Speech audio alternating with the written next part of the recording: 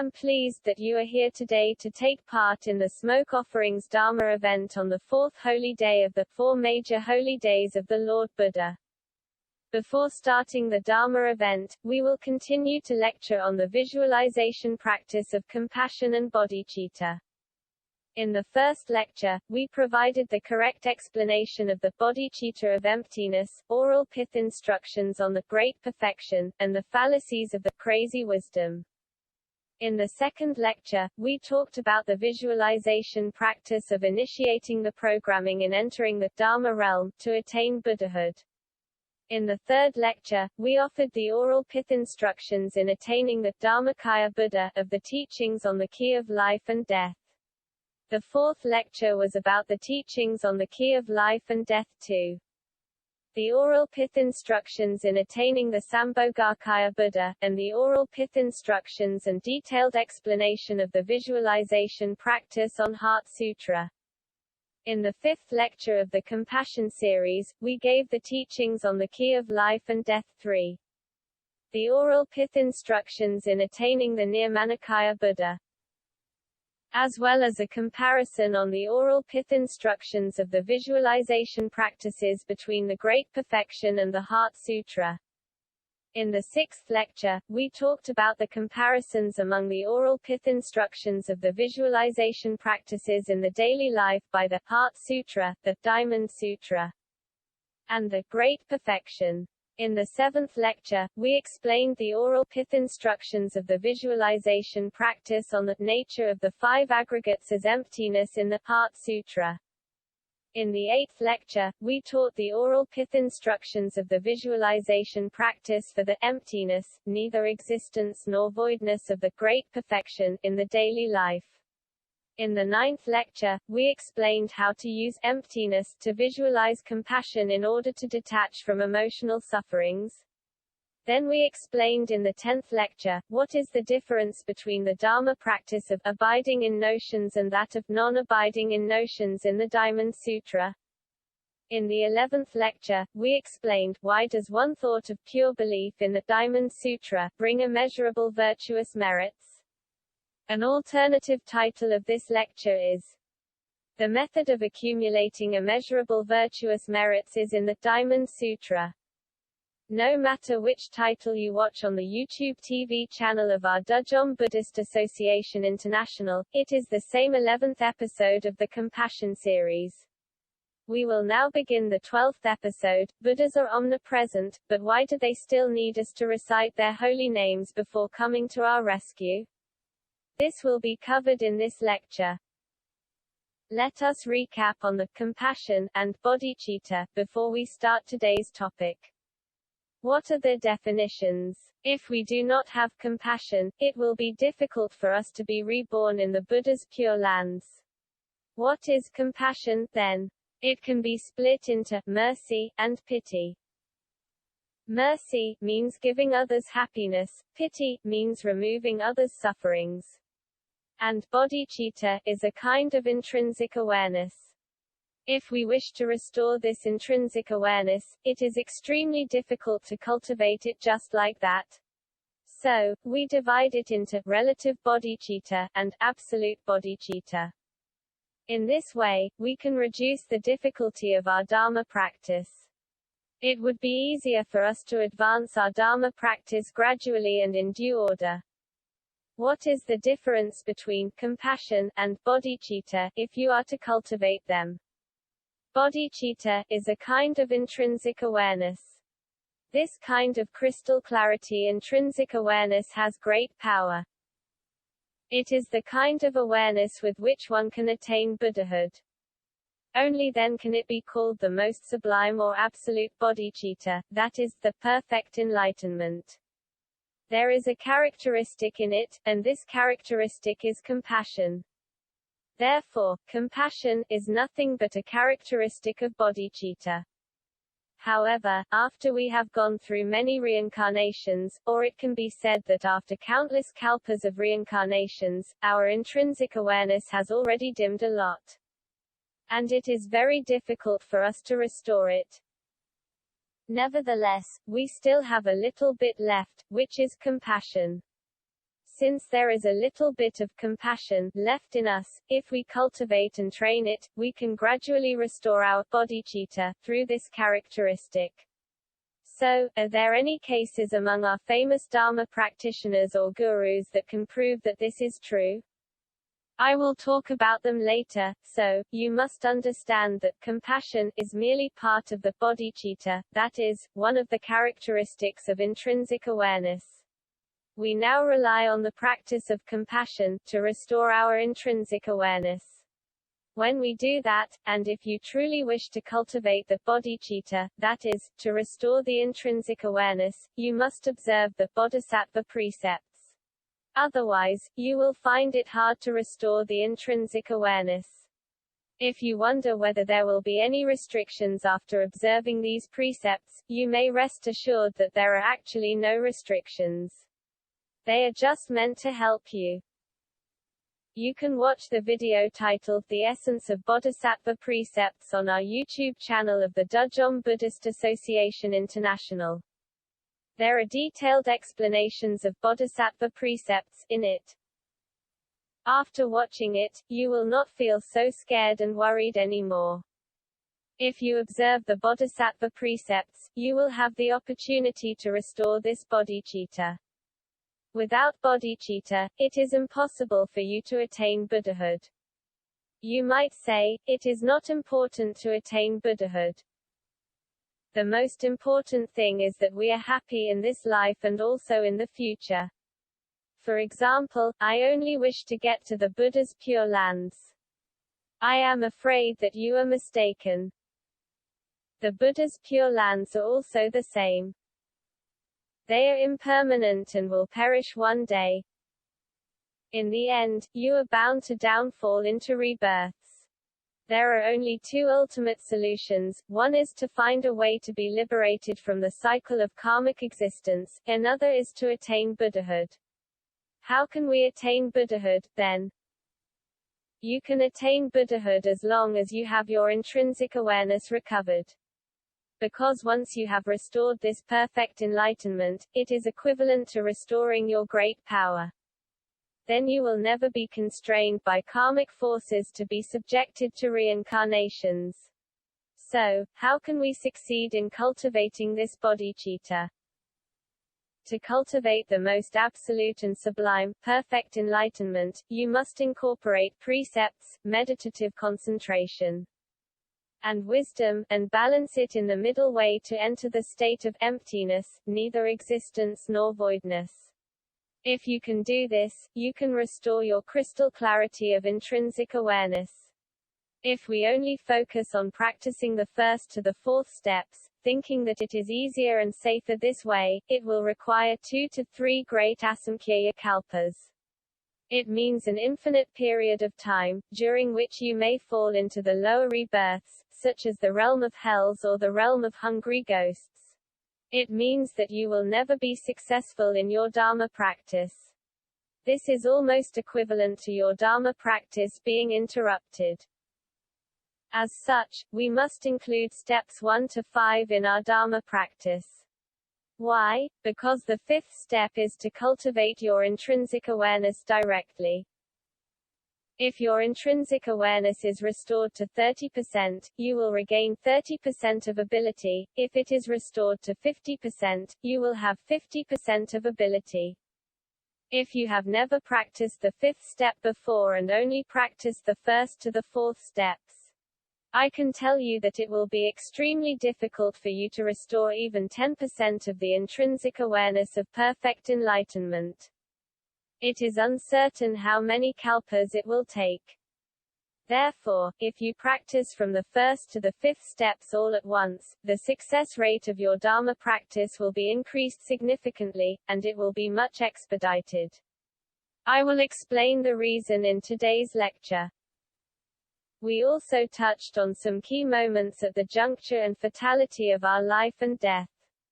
We call these transitional periods bardo, or the intermediate stage. For example, we call the transitional period from death to rebirth the intermediate stage. In fact, bardo, or the intermediate stage, can be divided into 6 periods. 3 of these involve transitional periods after death, which represent a key opportunity we can grasp to be liberated from samsara, attain Buddhahood, or be reborn in the Buddha's pure lands. Of course, if you are not careful, you might fall into rebirths in some very bad environment.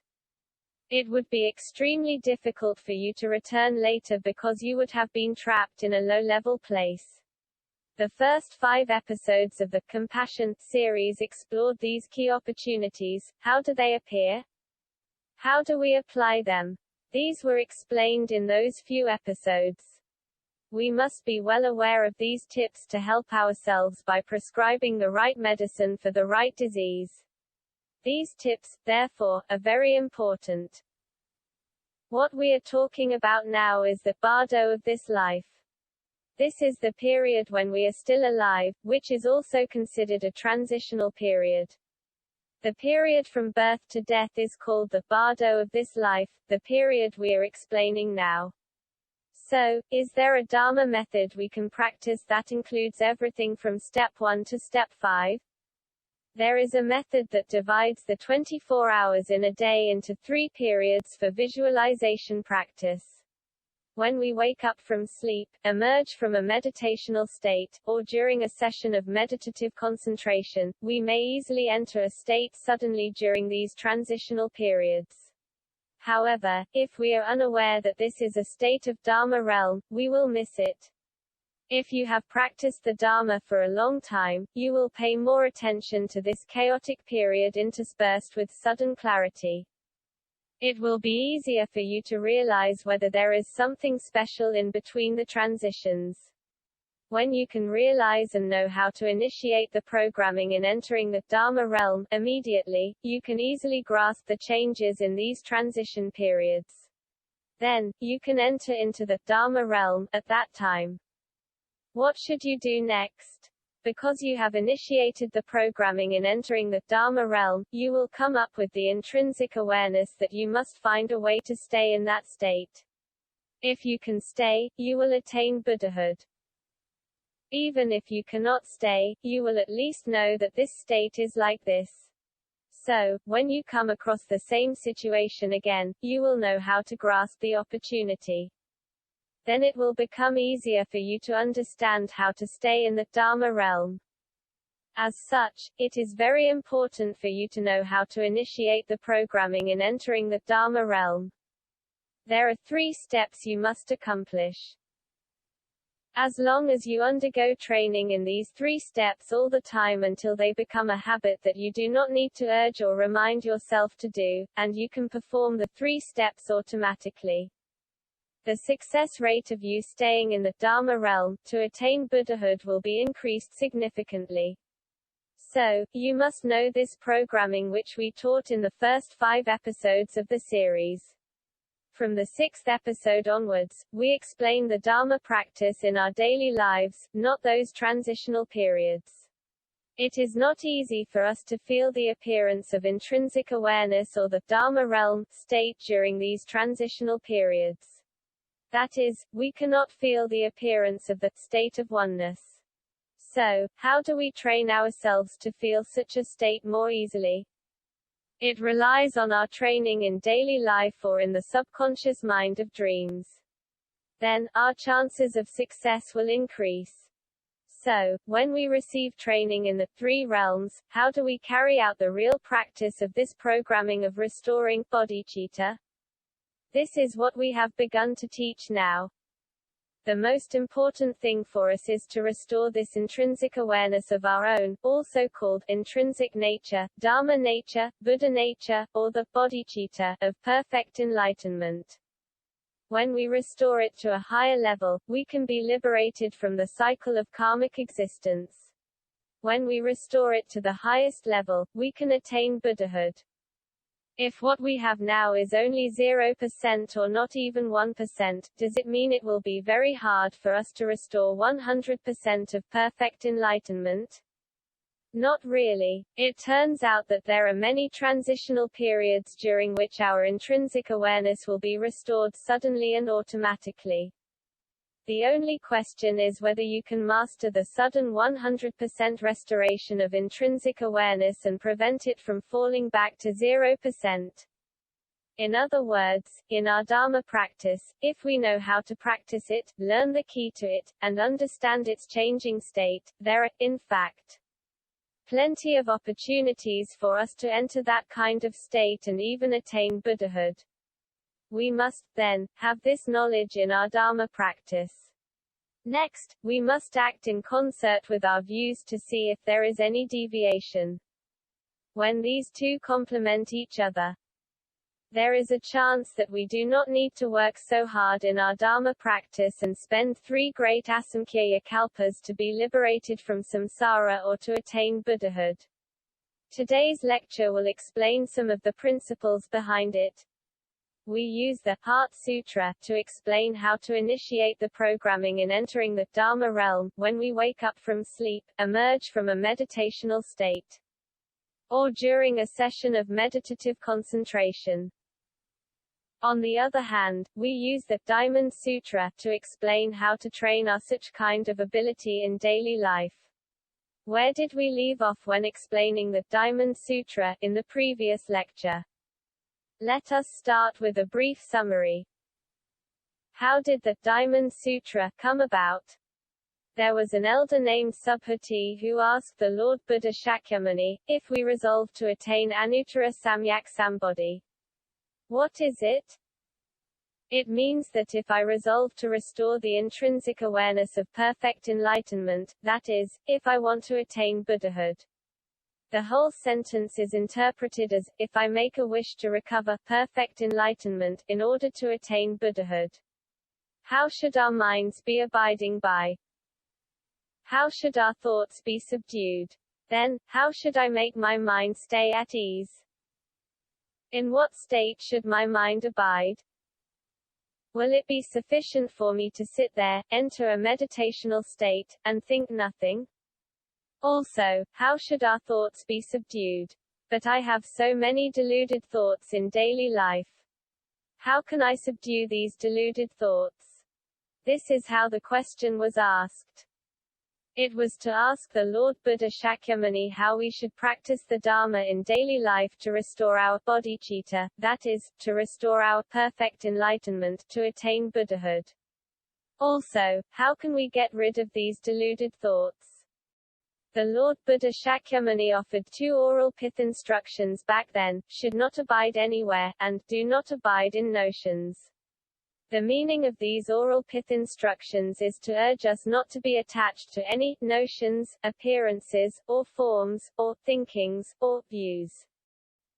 In addition, we must realize that all deluded thoughts are merely temporary displays of the Dharma nature, and they themselves have no eternal forms and appearances. Sooner or later, they all will pass due to changes. We should not stay there and focus on them. This way, we can restore our intrinsic awareness of perfect enlightenment. That was it. At that time, it was these 2 oral pith instructions that were taught. The question is that they contradict the operations of our daily lives in many ways. We are used to abiding somewhere for everything. We need to abide in our careers by working hard in order to be successful. We have to abide in or focus on our studies diligently before we can get a good pass. Now you tell me, should not abide anywhere, and do not abide in notions. How do we apply these to where we must, apparently, abide in notions? This is what we are going to teach you in this series. How do we apply these oral pith instructions in daily life without contradicting certain areas that require us to focus on while not being trapped by them? We will teach you the recognition of and insights into this Dharma practice in this series. In fact, this is an oral pith instruction. It represents emptiness, neither existence nor voidness. It is not that everything should be emptied. That is, do not hold on to any forms and appearances because they all will change inevitably, just like illusions. This is that neither existence aspect of emptiness, there is none. On the other hand, what can we do to achieve nor voidness? Emptiness does not mean there is nothing at all. If you think there is nothing at all in your Dharma practice, you will be trapped in a state called the formless realm, where there is nothing but one thought while you try not to abide in this thought.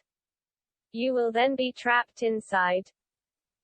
As soon as you lose your mental concentration, you will fall out of the realm and take rebirth immediately. This is due to a drastic change, from the original stability to the sudden loss of mental concentration. This will pull out the negative karma from your karmic portfolio all at once and usually make you fall into some bad places. This is a result of a terror-stricken mind at the moment of losing mental concentration. It is not good. So, how can we really stay in the state of emptiness without being trapped? It is necessary to do well on the aspect of nor voidness. That is, you ought to have the ability to realize and know. We will now try to use the Diamond Sutra to teach you how the two aspects of emptiness, neither existence, and nor voidness, can complement each other. So, where did we leave off in the previous lecture? We talked about, upon hearing these chapters or sentences, there will arise in a single thought of pure belief. That is, the Lord Buddha Shakyamuni said that if you hear the Diamond Sutra and give rise to a pure faith upon listening to any sentence in it, you genuinely believe this sentence, understand its meaning, and are sure that it will help you. With such a thought alone, Tathagatas know and see all, and these sentient beings will thus acquire immeasurable virtuous merits, said the Lord Buddha Shakyamuni. He said that this is the same as all Buddhas and Bodhisattvas seeing you and knowing your existence. You will have at least this one thought of pure faith restored, that is, the pure faith in some content described in the Diamond Sutra. Why can one get immeasurable virtuous merits by just having pure faith in some content of the Diamond Sutra? The Lord Buddha Shakyamuni did provide the reason. He said, "Why is this so? Why? Because these sentient beings no longer abide in the notions of a self, of others, of sentient beings, or of longevity. They neither abide in the notion of Dharma nor abide in the notion of non-Dharma." How do we explain this?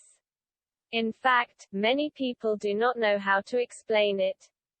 In fact, we have already explained it.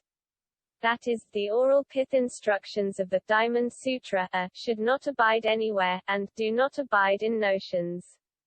It means that you must not be entangled by the notions of six dusts in any scene of all worldly daily affairs. Non-abiding does not mean that you know nothing of their existence but that you do not allow them to entangle you. This has been explained previously, and we will not repeat it here. You must not also let the four notions entangle you. If you can do it, as long as you give rise to one thought of pure belief. I should not be entangled by the six dusts and the four notions. Single quote. Just having this one thought of pure belief not entangled by these things is equivalent to you having one thought of perfect enlightenment restored.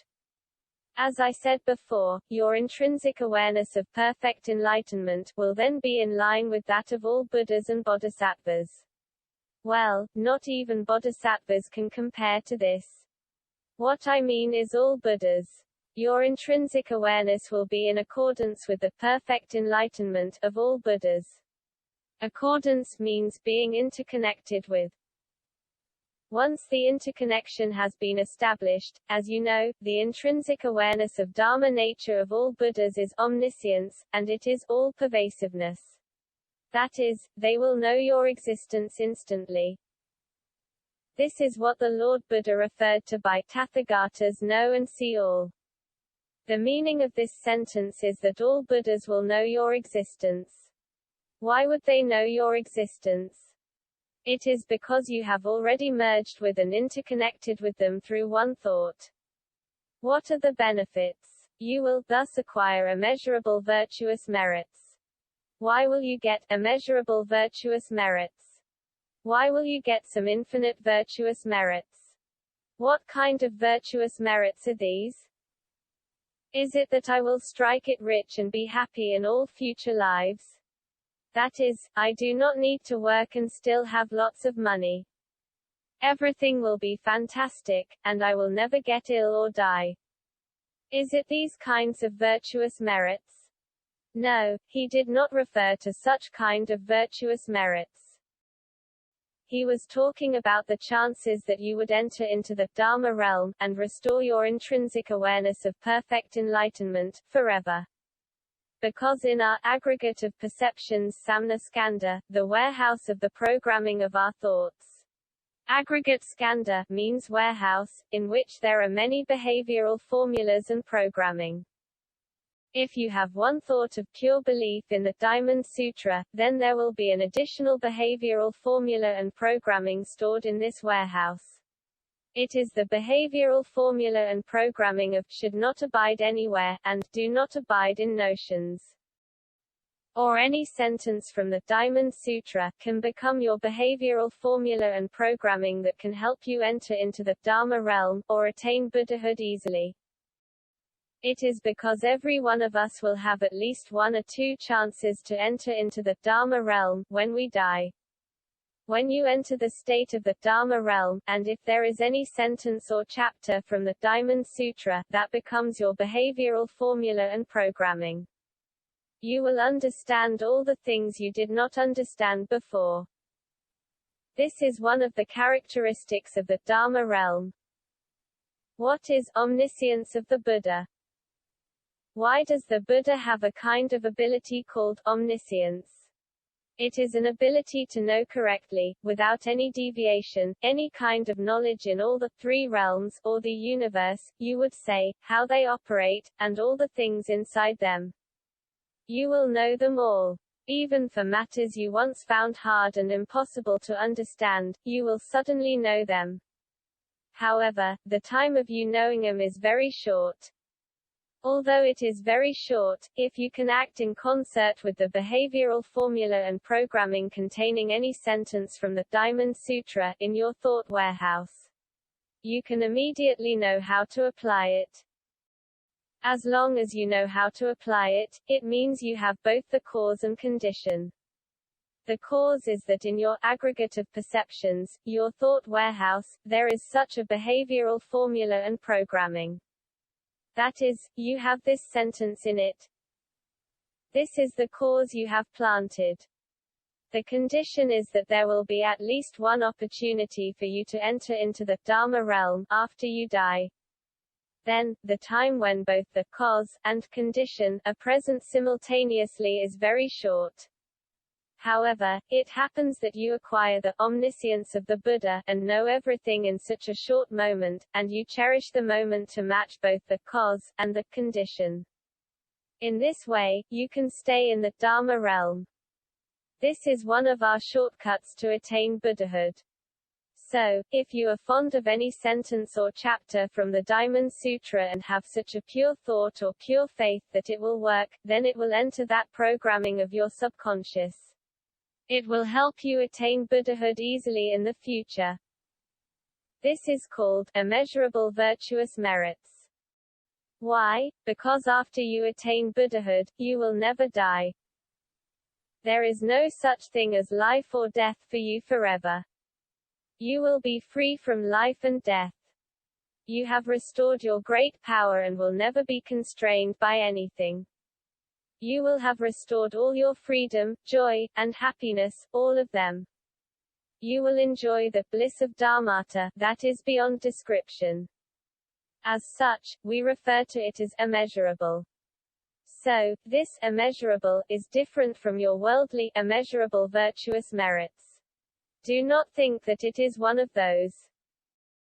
It is not. It is the kind of immeasurable virtuous merit that can truly enable you to obtain eternal happiness.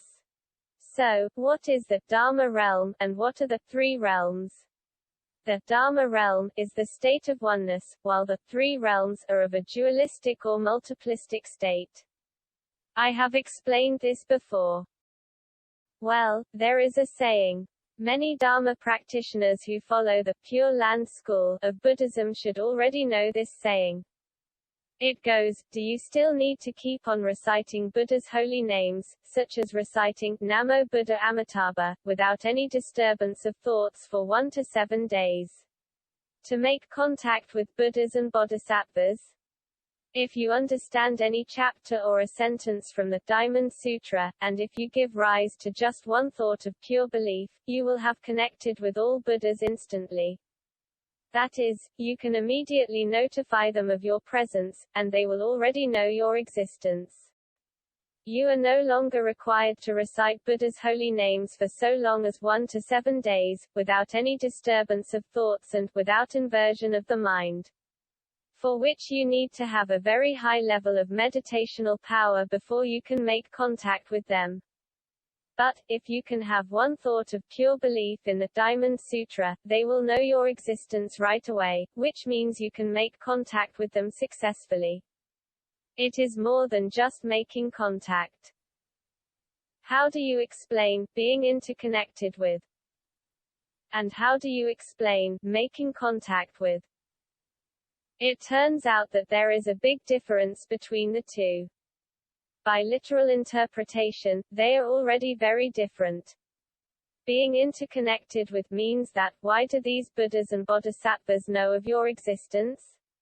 The reason why these Buddhas and Bodhisattvas know of your existence is because you have restored one thought of perfect enlightenment. Just one thought, which is in line and interconnected with the perfect enlightenment.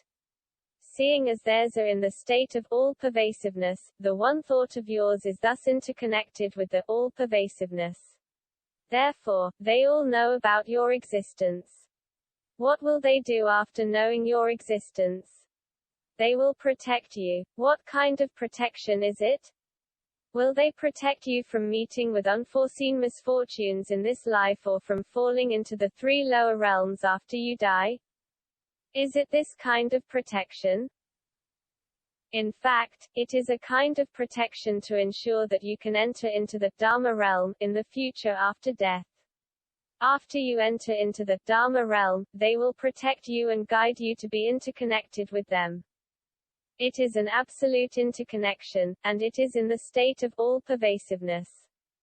Because if you cannot achieve the state of all-pervasiveness and only reach perfect enlightenment in an instant at that point of one thought, and you do not know how to be all-pervasive, you still cannot integrate with the Buddhas. When you are unable to integrate with the Buddhas, you cannot return to the actual state of oneness and restore the true, perfect enlightenment. You are still hovering on edge and will eventually fall out of the Dharma realm. That is why there are 3 things in the programming of entering the Dharma realm, that we taught you how to initiate, one of which requires you to become all-pervasiveness. It is to ensure that you can stay in the Dharma realm. Hence, being interconnected with, and making contact with, are 2 different things. If you intend to recite a Buddha's holy name, suppose you recited for 1 to 7 days, you merely made contact with a Buddha and notified him to save you. You are still in the 3 realms. Where is the Buddha? He is in the Dharma realm, or, at most, in the Akanistha end of form heaven. You have already made contact with the Buddhas in the Akanistha, to save you. But can you make contact with the Buddhas in the Dharma realm, who will then be interconnected with you and guide you in achieving the state of all-pervasiveness, such that you can attain Buddhahood and be freed from the constraints of tractional forces forever? So, they are 2 different things. You will find that by adopting different methods of Dharma practice, the results you get will be very different. If you practice the emptiness of the Diamond Sutra, you will at least have the opportunity to attain Buddhahood. You will be interconnected with the Buddhas. They know your existence. In the future, you will have the opportunity to enter into the Dharma realm. Since they know your existence, they will instantly ensure that you enter into the Dharma realm at least once. Then, they will lead you to become all-pervasive, even if you do not know how to go about it. This way, you can attain Buddhahood. This is different from making contact with the Buddhas or Bodhisattvas in the three realms to come for your rescue. There is no guarantee that you can be saved. It requires you to have a very high level of meditational power to make contact with them. There is a considerable difference between the two. Well, this is where the difference lies. Actually, to establish this interconnection, it needs to be complemented with oral pith instructions, which we are teaching you now. If you can work with the oral pith instructions taught by us, you can truly establish this interconnection. That is, you must know how to initiate the programming in entering into the Dharma realm. If not, you need to watch the second lecture of the series again. If you can do it, and not only do you understand the Diamond Sutra, but you also know the emptiness and how to apply it in your real practice as taught in the Great Perfection. Then, you also know how to initiate the programming in entering the Dharma realm. If you fulfill all three conditions, you are in a good position where you can be both offensive and defensive. This means that you can guarantee that you will be able to enter into the Dharma realm, or even accomplish all pervasiveness to attain Buddhahood when you die. Suppose you failed. For example, your karma is bad, or your nature of mind is not good. Although you had one thought of pure belief, you forgot it later on, and you no longer had any other training or things to cooperate with. Still, you can enter one of the high-level heavenly realms when you fall out of the Dharma realm, which means that you have an opportunity to be liberated from the cycle of karmic existence. Alternatively, you may end up in the low-level heavenly realms. Either way, you are at least in the realm of heavens, rather than falling into the realms of animals or hungry ghosts. This explains why you are in a good position where you can be both offensive and defensive. And what about making contact? I want to tell you one thing that has been asked by some people many times. When you say, making contact, do you mean, making contact with the Buddhas in the Dharma realm, or the three realms? The Buddhas in the Dharma realm are all-pervasive. They do not need you to make contact with them because they are already omniscient and all-pervasive. They know everything about you. There is no need at all for you to make contact with them, since they already know it all. But the question is, if they knew that I was about to die or had fallen into hell and been miserable, why didn't they come to save me? Or if they knew I had died and was on the verge of falling into some awful places, why didn't they come for my rescue? It is very simple, because those Buddhas in the Dharma realm are all in the state of oneness. What is the state of oneness? Let me explain it first. Being in the state of oneness, they merely know, and they have only one thought. They will never give rise to another thought, such as, I'm coming to save you. As long as they have a thought that they are coming to save you, then it is already a second thought, something in the dualistic or multiplistic states. Things in the dualistic or multiplistic states will cause this Buddha in the state of oneness to enter a dualistic state immediately. He must immediately leave the Dharma realm, to enter into the three realms. This is how we explain it. Do you have the ability to make a Buddha from the Dharma realm, enter into the three realms, to save you? Do you have such tremendous virtuous merit or sincerity that can impress a Buddha, who learns from the Dharma realm that you are in trouble? To such an extent that he would feel obligated to come out from the Dharma realm, and enter into the three realms, to save you? This is why we have so many prayers to keep imploring these Buddhas. Do you remember the vows you made when practicing the Dharma before? You made some vows to save us, all the miserable sentient beings. Now that you have attained Buddhahood and entered into the Dharma realm, we beg you not to forget us. We beg you not to forget your vows and us in your vows, okay? You vowed to come to our rescue. Please remember your vows and enter into the three realms, to save us. So, why do you see such words in the prayers? The best prayers must contain these words, I can tell you. These words are to remind the Buddhas in the Dharma realm of all the vows they had made before they attained Buddhahood and entered into the Dharma realm. Once they remember these vows, they should fulfill them. And for this reason, we beg them to leave the Dharma realm, and enter into the three realms, to save us. This is it. If you do not have these words in your prayers and only say, since I have tremendous virtuous merits, you should come to save me as I'm in trouble now. In the realizing and knowing, they will not think that you have tremendous virtuous merits. Because how many virtuous merits would you have gained through your Dharma practice? Had you practiced the Dharma well, you would not have ended up being here in the human realm or falling into the realms of hungry ghosts or animals. Am I right? So, those Buddhas in the Dharma realm know it all without you contacting with them. But you may not be able to make them come to the three realms to save you. It is as simple as that. In fact, which Buddhas are you making contact with now? If you recite Buddha's holy names such as Namo Buddha Amitabha, you are actually contacting with the Buddhas who have already come to the three realms. That is, those Buddhas who have remembered their own wishes and therefore finally left the Dharma realm, and stayed in the three realms, to keep on saving sentient beings. It is these Buddhas that you are making contact with. So, you must remember the difference here.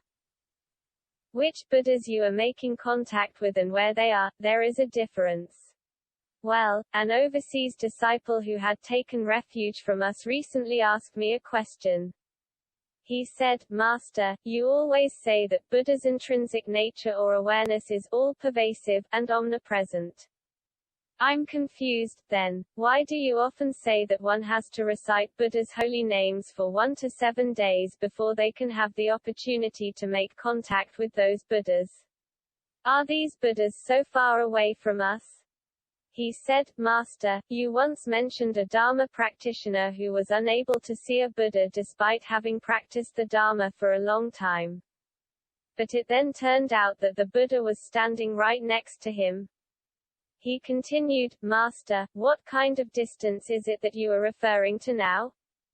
Is it not about the physical distance of hundreds of millions of kilometers in our worldly realm, but the distance in terms of the deviation of our nature of mind or intrinsic nature?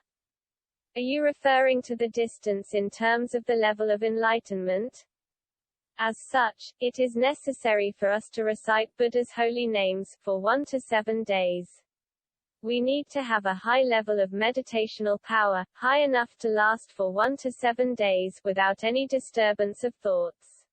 Only in this way will the distance between the Buddhas and us not be so far. Only then will they know to come to save us.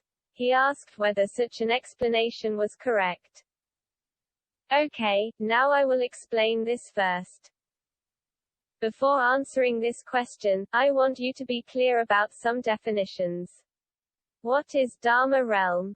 The Dharma realm is infinite. It has no ends and edges. The three realms are contained in it. That is to say, how do we describe the Dharma realm? We normally use a circle to describe the Dharma realm, because it is endless. What can be used to describe the Dharma realm? Since it cannot be drawn, we draw a circle to represent its state of infinity. The three realms, on the other hand, have limits and are located within the Dharma realm. What do the three realms include? They include Kamaloka, a realm full of desires. The human realm we are in now is located within Kamaloka, the desire realm. The second is Rupaloka, or the form realm, a realm whose all material structures are very sparse. One can only go to Rupaloka with a certain level of meditational power. Then there is Arupaloka, the formless realm. What is the formless realm? It means that there are no material substances at all, with only thoughts and thinking remaining.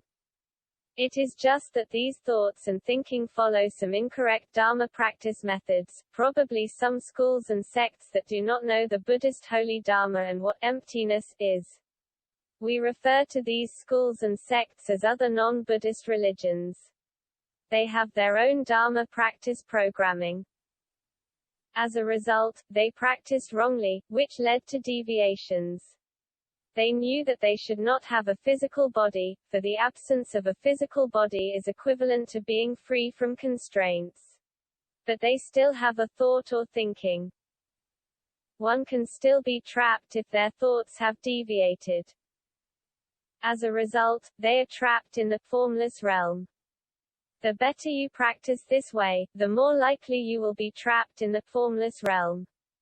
That is, the less you crave for all material substances, but at the same time you still not knowing how to balance this with wisdom, and as a result the better you practice this way, the more likely you will be trapped in the formless realm. In other words, the level of your meditational power is very high, and you do not have any clinging to desires and material substances. You will not abide in any material substances. However, you have gone wrong and deviated with regard to emptiness. Consequently, you will be trapped in the formless realm. So, these are what the three realms are. What kind of laws does the Dharma realm operate then? You must know what laws it operates in order to apply or get rid of those laws. In the Dharma realm, the law of non-attainment operates, as described by the Heart Sutra. There are no causes and effects in it. There is nothing in it.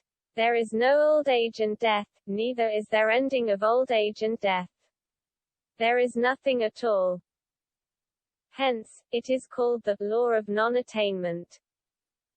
The absence of causes and effects means that you do not need to plant a cause, nor will there be an effect.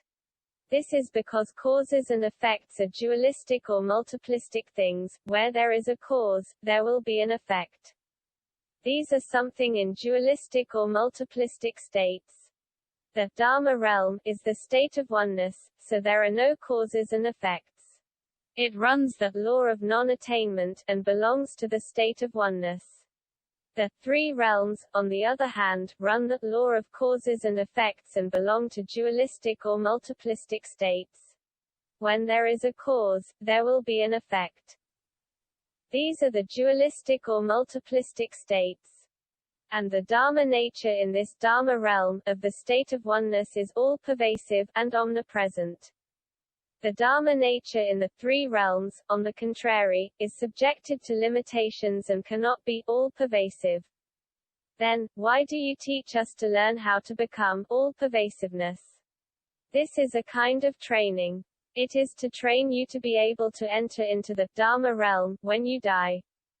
Or suppose you suddenly encounter the state of oneness of the Dharma realm, during a session of meditative concentration in retreat. Then you will know how to apply your regular training on all-pervasiveness to stay in that state. However, you cannot accomplish all-pervasiveness while being in the three realms, no matter how you attempted it by exerting your meditational power. If you have deviations, you will easily end up in the formless realm, instead. So, it is safest for us to enter into the Dharma realm, when we die. That is the true Dharma realm, which is free from any restrictions. And then we can be all-pervasive there. If you come across a particular sentence when reading the Diamond Sutra, and it becomes one of the behavioral formulas and programming in your thought warehouse, such that you can act in concert with it, it will be even better for you. The Buddhas will know your existence directly, and they will lead you to become all-pervasive. You do not need to learn or know these things. You will naturally know these when the time comes. Then, you will have a chance to attain Buddhahood. Let me explain why can one be omnipresent, and not subject to any limitations while being in the Dharma realm? Because you only have one point, and this point can be all-pervasive. As such, nothing can restrict you. But if you are dualistic or multiplistic, which means you have more than one point, you will become one line immediately. You will then be confined within the range of this line and unable to be all-pervasive. Only if you are in the state of oneness, just like that one point, which is infinite, can you be all-pervasive. This is the difference between the Dharma realm and the three realms. If you add one more point, it will become multiplistic. The additional point will make you a triangle. Then you will be trapped inside the triangle. So, you will find that you will have limitations immediately for every additional point or every additional dimension of your state. The three realms have limitations because they are in dualistic or multiplistic states, while the Dharma realm has no limitations because it has only one point. Now, I will talk about those Buddhas who are now entering the three realms, from the Dharma realm, in the state of oneness.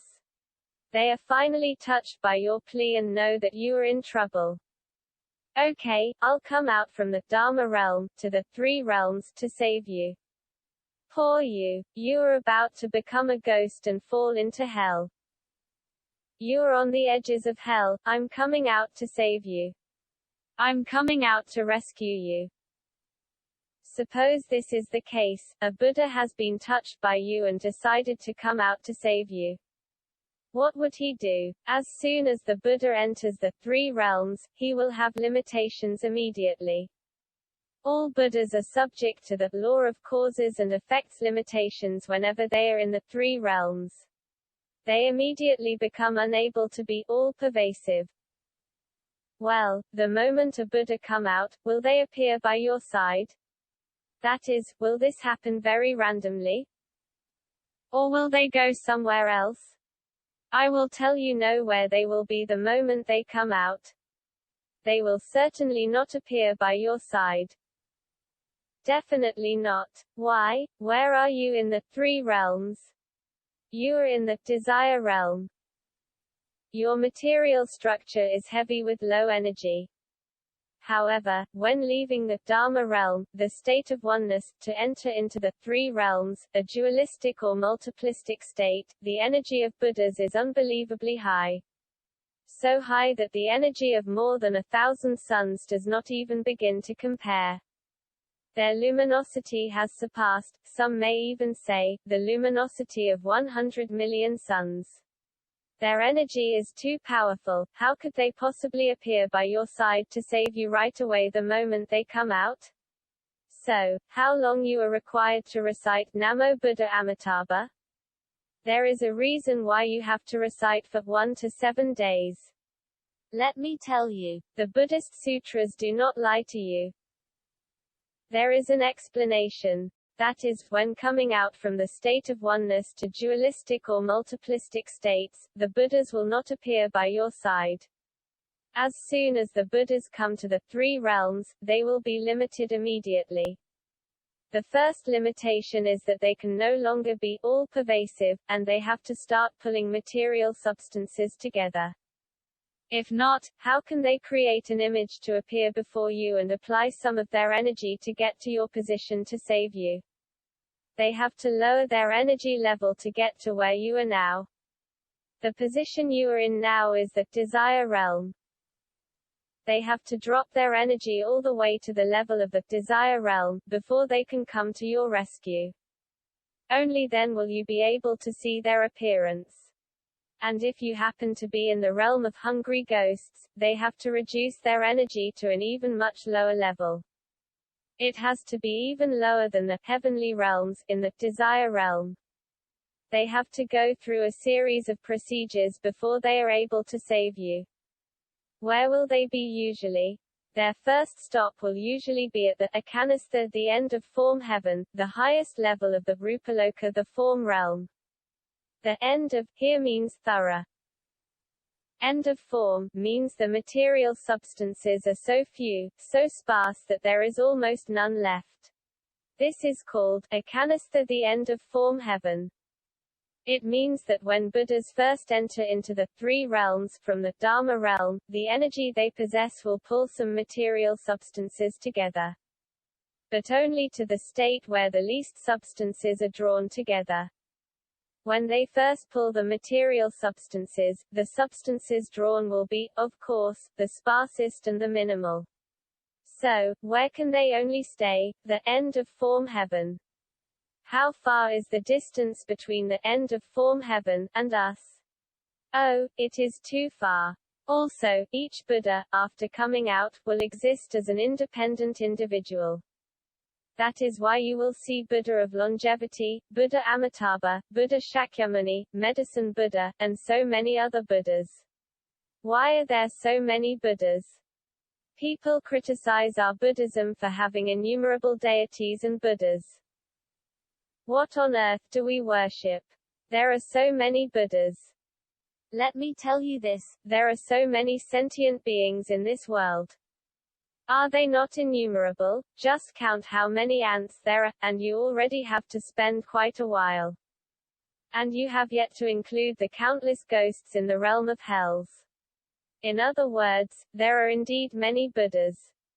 Their number is huge. The Buddhas in the Dharma realm are all pervasive.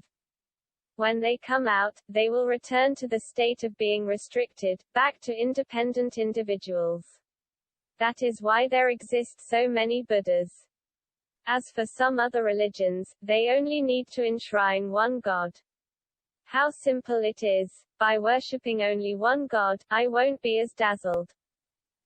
Otherwise, I can't focus on which God's advice I should ask. I must worship only one God so that I can focus on asking for His blessing. But the problem is that gods are not Buddhas. They cannot enter into the Dharma realm.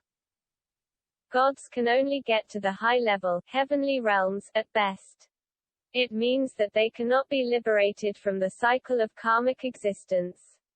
Only Buddhas can enter into the Dharma realm, and be liberated from samsara. However, do you know that it is the Dharma nature that is all-pervasive, in the whole Dharma realm?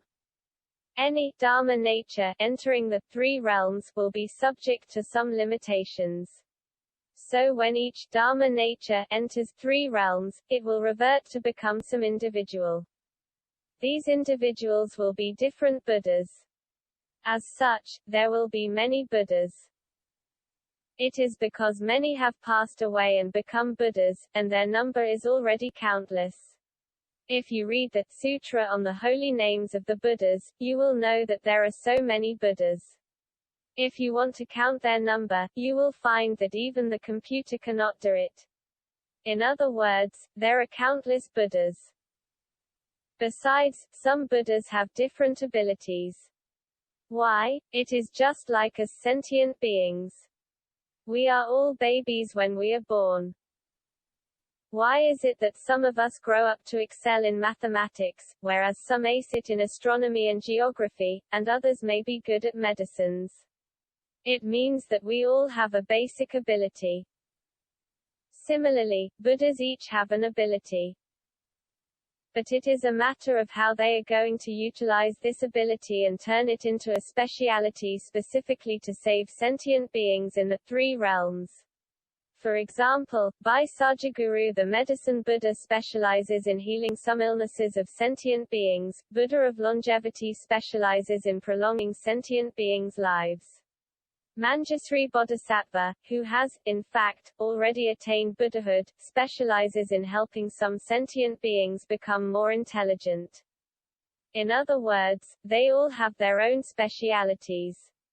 It is the same as when we sentient beings are born, we are all equal, and we are all babies.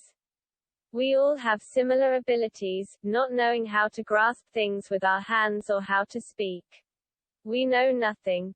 But as we grow up, we will know how to use our abilities, which become a speciality after being proficient.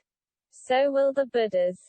When they enter into the three realms, they will use their energy to connect different material substances. By doing so, different specialities will develop, which become the unique holy names of different Buddhas. When you recite a Buddha's holy name, for example, the Medicine Buddha, you will know that he specializes in medicines and treating illnesses. This is the reason. So, should I only focus on a particular Buddha when I practice the Dharma? Should I focus on Lord Buddha Shakyamuni or Bodhisattva Avalokitesvara? Or should I focus on both Bodhisattva Manjushri and Lord Buddha Shakyamuni while practicing the Dharma? It is so confusing. How do I carry on practicing like this? In fact, all Buddhas have the same Dharma nature. When they enter into the Dharma realm, they will all merge and become all-pervasive. It is just that when they enter into the three realms, they become independent individuals. However, they still have the same high level of realizing and knowing ability. It is just that we sentient beings harbor a discriminating mind towards them. If you follow the teachings given by our Dudjom Buddhist Association International during Dharma practice, you have nothing to worry about. We teach you the refuge tree of the Dudjom Tirzar lineage. There is a core point in the whole realm, your Guru, as represented by Guru Padmasambhava. Then when you are practicing the Dharma, regardless of whichever Buddha it is, they will be your auxiliary force. The entire three realms are vast. Think of the entire three realms as having 360 degrees. Since you are now in Jambudvipa, I will take it that you are in the south. The Buddha Amitabha you are imploring now is in the west, which is very far away. However, if it is the refuge tree that you are practicing, regardless of which direction the Buddhas and Bodhisattvas are situated or how far they will be able to help you. So, when you really learn Buddhism, for example, once you have taken refuge from us and indeed want to learn Dharma practice, we will teach you how to deal with your confusion about the presence of innumerable deities and Buddhas.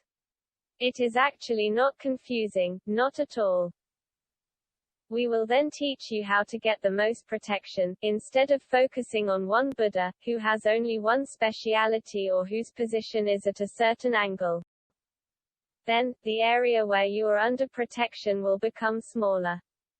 As to how we apply these methods, we will certainly teach you once you have taken refuge from us in the future. I want to explain one thing, though. It is a normal phenomenon to have so many deities and Buddhas. Why do other religions only have one God? It is because they do not understand. They are like, wow, there are so many. We might as well choose only one. It is easier to lead this way. But they will be subject to substantial limitations.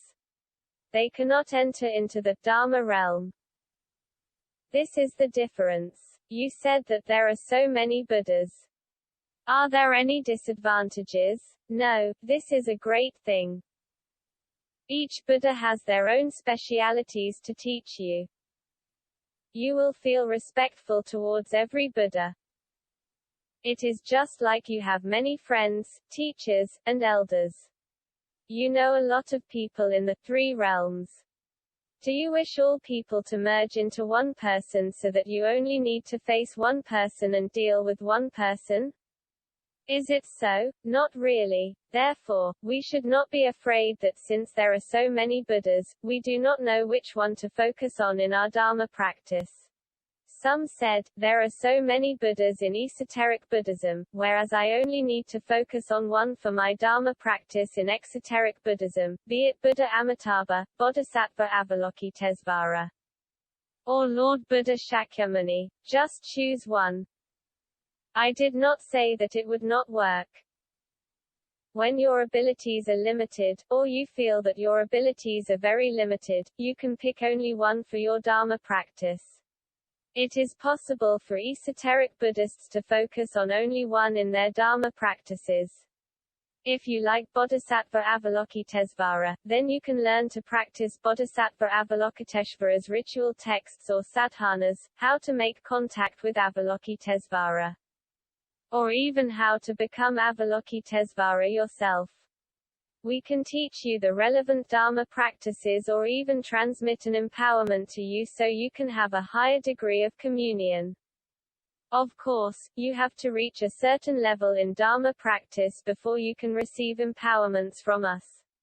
This is how you can focus on one Buddha in Dharma practice while also understanding the need to respect all other Buddhas, so to speak.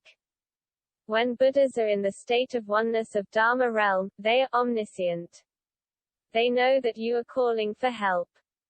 They know it. However, when they enter into the three realms, their first stop will be a Kanistha, the end of form heaven due to energy transformation. To give an example, it is like a firefighter. This firefighter is enjoying the air conditioning in an office and is very comfortable, just like those Buddhas enjoying the bliss of Dharmata in the Dharma realm. Then suddenly, the firefighter receives a call for help, saying that there is a place on fire. What will the firefighter do? He will immediately, he may have already changed his clothes, but he still needs to get a lot of tools, such as a fire extinguisher, an oxygen cylinder, an axe, a rope, a flashlight, etc. It is a whole lot of things, including a helmet and so on. In short, there are so many things to bring along. He needs to bring a lot of stuff as equipment. Then, he needs to get on the fire engine and drive for a while, passing through all the obstacles, before he can get to the spot where the fire needs putting out. So do those Buddhas. When these Buddhas enter into the three realms, from the Dharma realm, they need to use their energy to pull some material substances together. These are some substances that they prepare to use to save you. For example, you are in the hell of the desire realm now. So, how are they going to enter hell? They will use their ability to pull together something related to hell that they can use as a tool to break into hell. That is why you will see some Buddhas grabbing lots of things and Dharma instruments in their hands, such as the 1,000-armed and 1,000-eyed Avalokitesvara, who has as many as 1,000 arms. Wow, do you need so many? Of course, you do. Where are you going to save people now? You are going to hell to save people. There are many evil forces there you have to contend with. It is not so easy to save you in the three realms. It requires a lot of Dharma instruments. That is why you will see that their hands are full. It is already hard to remember what they are holding in each hand. So, if you think about it, it is the same as our firefighters who have to grab an axe and a rope. Otherwise, how can they enter the fire scene to rescue you? If you are held down by something, they may have to saw it off before they can rescue you successfully. The same goes for the Buddhas. They have to pull the relevant substances together to form the appearance of a Buddha. What is the appearance like? It is like the 1,000-armed and 1,000-eyed Avalokitesvara, you see, who has 1,000 arms and many heads. The 11-faced Avalokitesvara has 11 heads and carries many Dharma instruments before going to hell to save you. I think this is similar to firefighters. Will firefighters be burned to death? When these Buddhas enter hell to save you, would something terrible happen to them if they were not careful? No, that would not happen to Buddhas. It might happen to bodhisattvas, though. Bodhisattvas are still subject to substantial limitations because they do not know how to enter into the Dharma realm. If anything happens that the Buddhas cannot handle, they can simply return to the Dharma realm. They can re-enter into the Dharma realm, instantly using their meditational power. You do not need to worry about this. You only need to worry about whether you can concentrate for 1 day, 3 days, 6 days, or 7 days. You had better worry about whether you can maintain your meditational power for 1 to 7 days and whether there is enough time for these Buddhas to come to save you. Even if they receive your message, they still need to make a lot of preparations before they can come to you. It is going to take a while, is it not? That is why it takes so long. Well, let us take a look at the three realms. The three realms include the desire realm, the form realm, an 18-tiered realm where the material structures are so fine and sparse, and the formless realm, which has been explained before. Okay, let us first take a look at the heavenly realms in the desire realm. There are 6 tiers in total, all of which belong to the low-level, heavenly realms.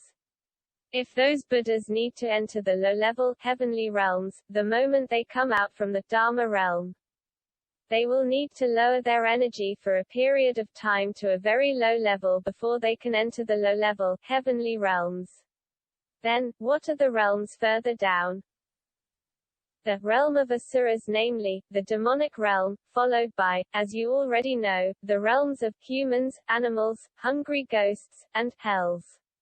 From the realm of heavens to the realm of humans, we call them the 3 upper realms. On the other hand, the realms of animals, hungry ghosts, and hells are called the 3 lower realms. These are the worst realms. After entering these realms, hardly anyone can get out from there. It is practically impossible to come out once entering, I can tell you.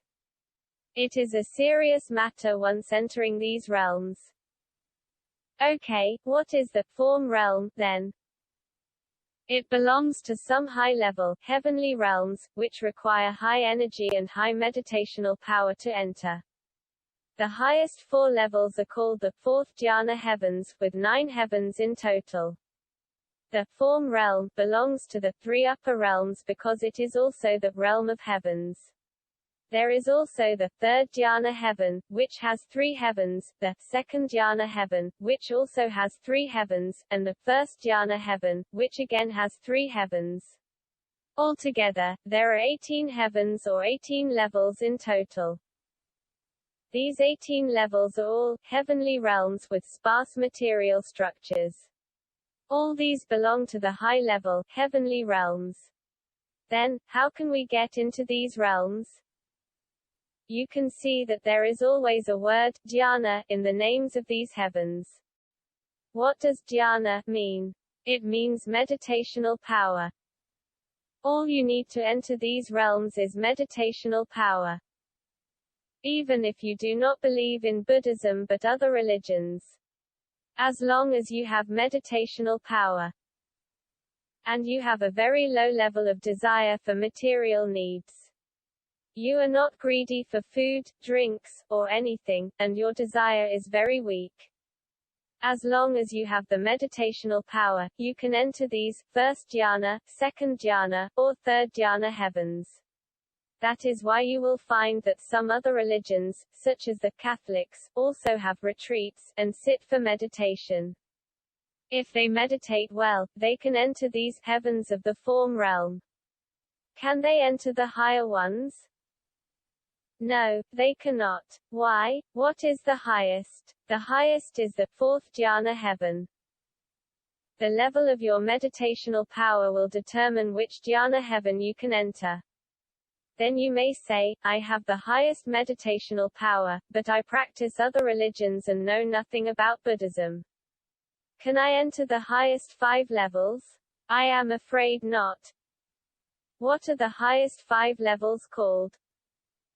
They are called the 5 heavens of non-returning. Once entering, one will be freed from reincarnation. It is equivalent to one being liberated from the cycle of karmic existence and never having to come back. So, it is called no returning. There is no need for one to return. And among these 5 heavens of non-returning, the highest is known as the Akanistha, the end of form heaven. When the Buddhas first come out of the Dharma realm, they will all live here. So, where do the Buddhas and Bodhisattvas live? They live in the Akanistha, the end of form heaven, the first stop after they leave the Dharma realm. Why is the Akanistha their first stop? It is because of their high energy. The moment they come out of the Dharma realm, they will have the highest energy. Then they will have to lower their energy from the highest 100% to pull material substances together to enter the Akanistha. Since the akanistha has the least material substances, they will definitely stay there. So, there is no need for you to worry about where the Buddhas will go. You must know where they have gone. They are certainly not standing next to you and saving you right away. They must stop by the akanistha first and then slowly find a way to save you, which will take a long time. Well, back to the Diamond Sutra. Why do we say that the Diamond Sutra is so good? People in the past did not know how to interpret the Diamond Sutra. When they explained one sentence, they would not use a few lessons to explain just one sentence as I did. They would explain it very quickly. For example, they would explain the immeasurable virtuous merits by simply reading it to you once. This is what immeasurable means. Think about what immeasurable virtuous merits are like. It simply means they are immeasurable. Is there a need to think about it? That was the end of the explanation. They would never explain it to you like the way I did. Immeasurable does not refer to having a lot of gold and silver treasures or an endless lifespan as you think. It is nothing like that. It refers to entering the Dharma realm. You can enter the Dharma realm, and be interconnected with the Buddhas, who know of your existence and will lead you in by then. Then I also explained to you why the akanistha, the end of form heaven, is the first stop when any Buddha leaves the Dharma realm. They must enter the akanistha. There is no need for you to wonder where the Buddhas live. This is why the Diamond Sutra is so good. You must read the Diamond Sutra. A disciple of mine has started reading the Diamond Sutra several times a day since I started teaching the Diamond Sutra, from the 6th lecture of the Compassion and Bodhicitta series onwards. He has been reading it at home every day since. The more he reads it, the more he understands it. It is because he incorporates my explanations, which enhance his understanding. People used to recite the Diamond Sutra by just memorizing it without knowing how to interpret it, or they only knew a little bit of it. They only knew that immeasurable virtuous merits mean immeasurable, and nothing more. They did not know the rationale behind it, how to apply it, or its underlying principles. They did not know all these. Now that my disciple has incorporated my explanations, he knew these now. Therefore, the more he reads the Diamond Sutra, the more he realizes that his intrinsic awareness has increased as if having more and more eureka moments. His intrinsic awareness has now suddenly increased because he reads the Diamond Sutra every day by incorporating my explanations. So, why are there so many benefits by simply understanding one sentence of the Diamond Sutra? It is because you have the opportunity to enter into the Dharma realm. But you may say, no, I'm no good. I've committed lots of evil karma. I'm a bad person, thinking of bad stuff and violating the precepts all day long. Although I have had one thought of pure belief in the Diamond Sutra, and have an opportunity to enter the Dharma realm, I am very resistant to the presence of innumerable deities and Buddhas. There are so many Buddhas. It seems impossible for me to merge with them to become all-pervasive. What will happen if you cannot do it? You will fall out of the Dharma realm. Guess where you will be when you fall out? If the Buddhas already know your existence and that you have had one thought of pure belief in the Diamond Sutra, which have become a behavioral programming in your aggregate of perceptions. They will help you enter the 5 heavens of non-returning. Which one will you enter? That will depend on the level of your intrinsic awareness at that time. In short, the Buddhas will protect you. You will be under their protection. You will have a high chance of being protected by them to enter the 5 heavens of non-returning. Subsequently, you will be liberated from the cycle of karmic existence. That is, it turns out that by knowing the Diamond Sutra, not only will you have a chance to attain Buddhahood, but you will also have a chance to be liberated from the cycle of karmic existence. That is, you will still have the second best option to enter the 5 heavens of non-returning. So, how good it is to read the Diamond Sutra. It would be even better if you could know how to interpret it. These are the things you should pay attention to. Okay, where are we now? We're in the realm of humans. Now you want to recite Buddha's holy names, such as Namo Buddha Amitabha, for 1 to 7 days until you are without any disturbance of thoughts. Who are you trying to make contact with now? You are trying to make contact with a Buddha. Where is the Buddha? He is in the highest level of the form realm, called Akanastha, the end of form heaven, where the material structures are very sparse. So, what are you using to make contact with him? You are using the speed of sound, which is also a material substance. You are sending messages to the Akanastha without many material substances through the speed of sound, hoping to contact the Buddhas so that they know to come to your rescue by lowering their energy. What do you think is your chance of success? I suppose you will understand without any further explanation. Right, it is very far. My disciple asked me, is it very far? I can tell you now, yes, it is very far. Not only is it very far, what is the distance exactly? Now I will explain it to you slowly. Think about it. I take it that there are 360 degrees in the 3 realms. Then, you are now in the south, Jambudvipa. Where is the Buddha Amitabha you are calling for help now? He is in the west, which is very far away. How many degrees are there between the 2 locations of you? At least 90 degrees. That is a huge distance. Moreover, it is not only a matter of distance. There are also other factors involved, which I will tell you later. Then you will know that there are many different interpretations of this distance. And you will realize that the success rate is indeed very low, whereas the Diamond Sutra seems to bring a much higher success rate. Of course, this sutra has made it very clear. It was taught by the Lord Buddha Shakyamuni himself. When did he ever deceive you? It is you who do not know how to interpret it. Now that you have listened to my explanations, you have finally realized how marvelous the Diamond Sutra is. Guru Master, this disciple asked me this way at the time. You always reveal to us that the Buddha's intrinsic nature and intrinsic awareness are all pervasive and omnipresent. We are talking about the Dharma realm here.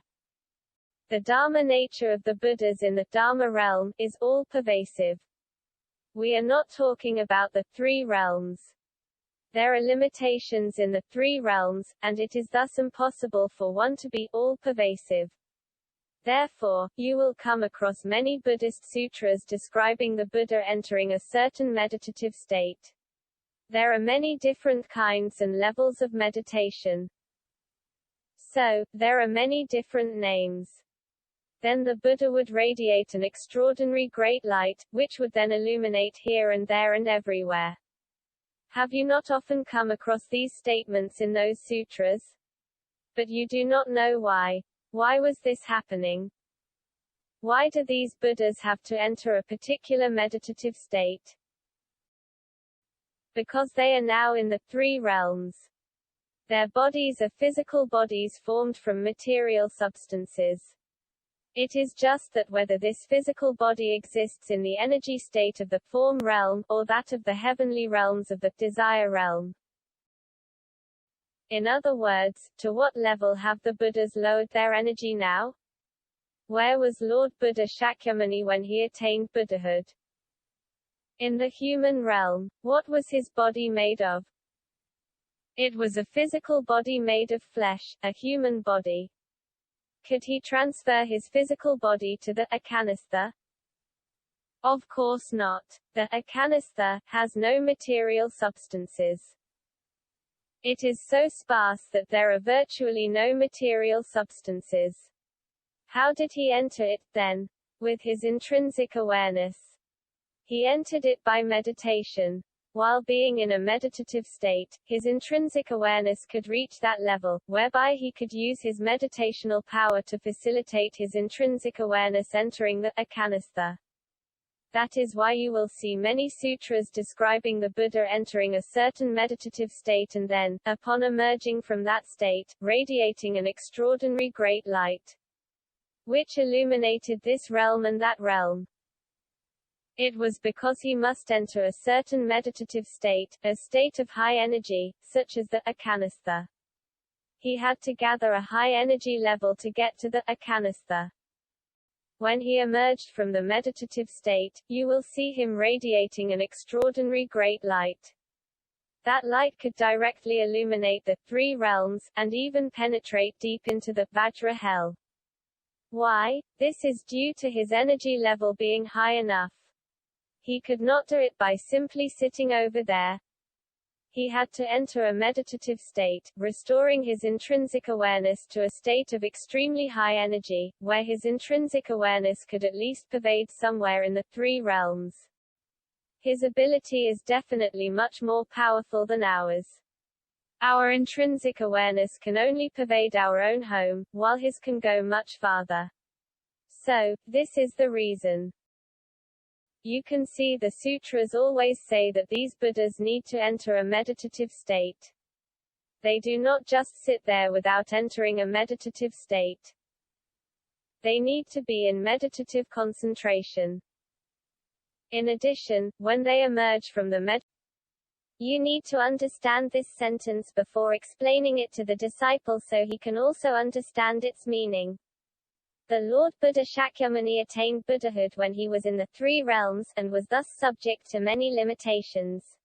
So, you will find that Lord Buddha Shakyamuni, if according to the true history, not those unofficial records fabricated to deceive people, it was clearly stated that the Lord Buddha was very ill and had suffered from dysentery in later years before entering into the Maha Parinirvana. He was once chased by a golden spear that eventually stabbed him in the foot and caused him to bleed.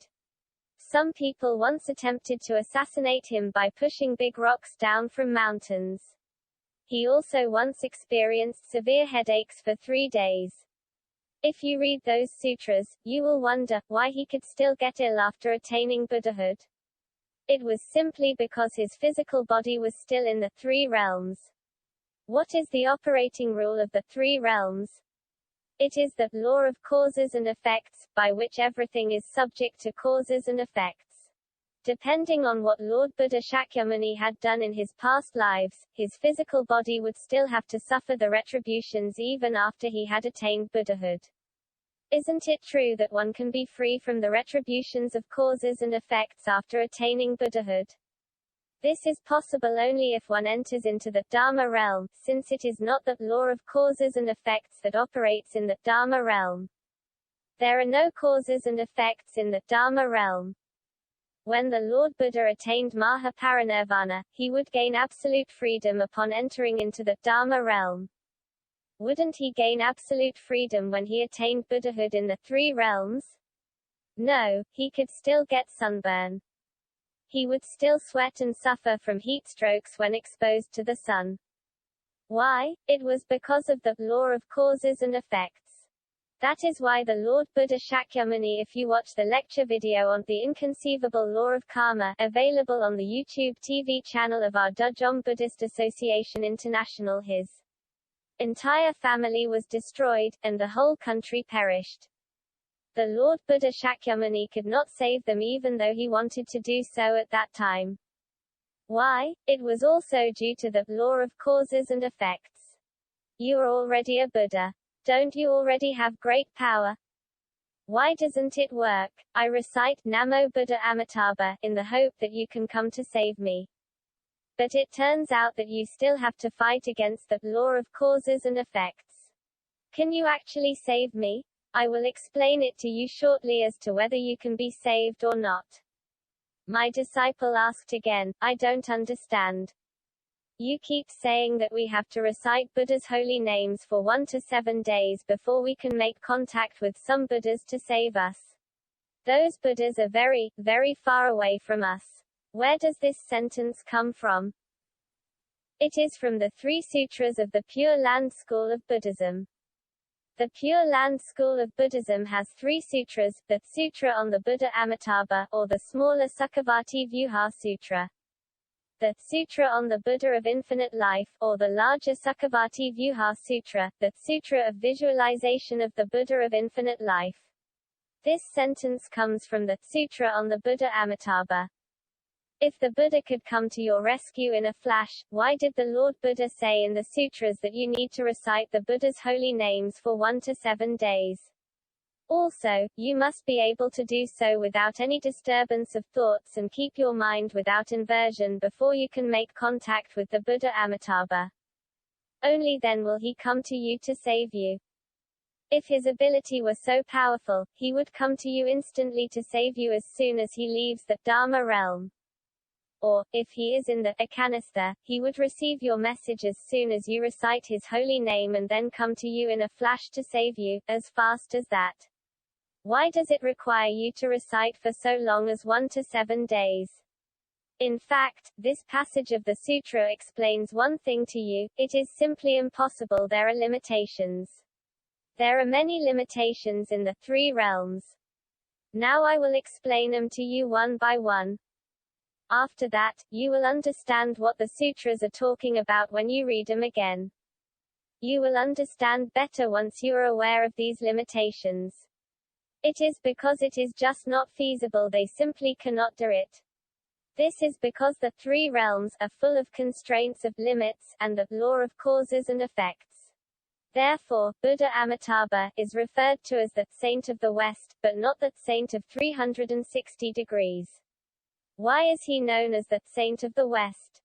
And why is the place where we are called Jambudvipa, the southern continent situated around Mount Sumeru? Aren't those Buddhas all pervasive? So why specifically put the Buddha Amitabha in the West? Why don't you recite the Buddha Amitabha of all pervasiveness? You should recite his holy name like this.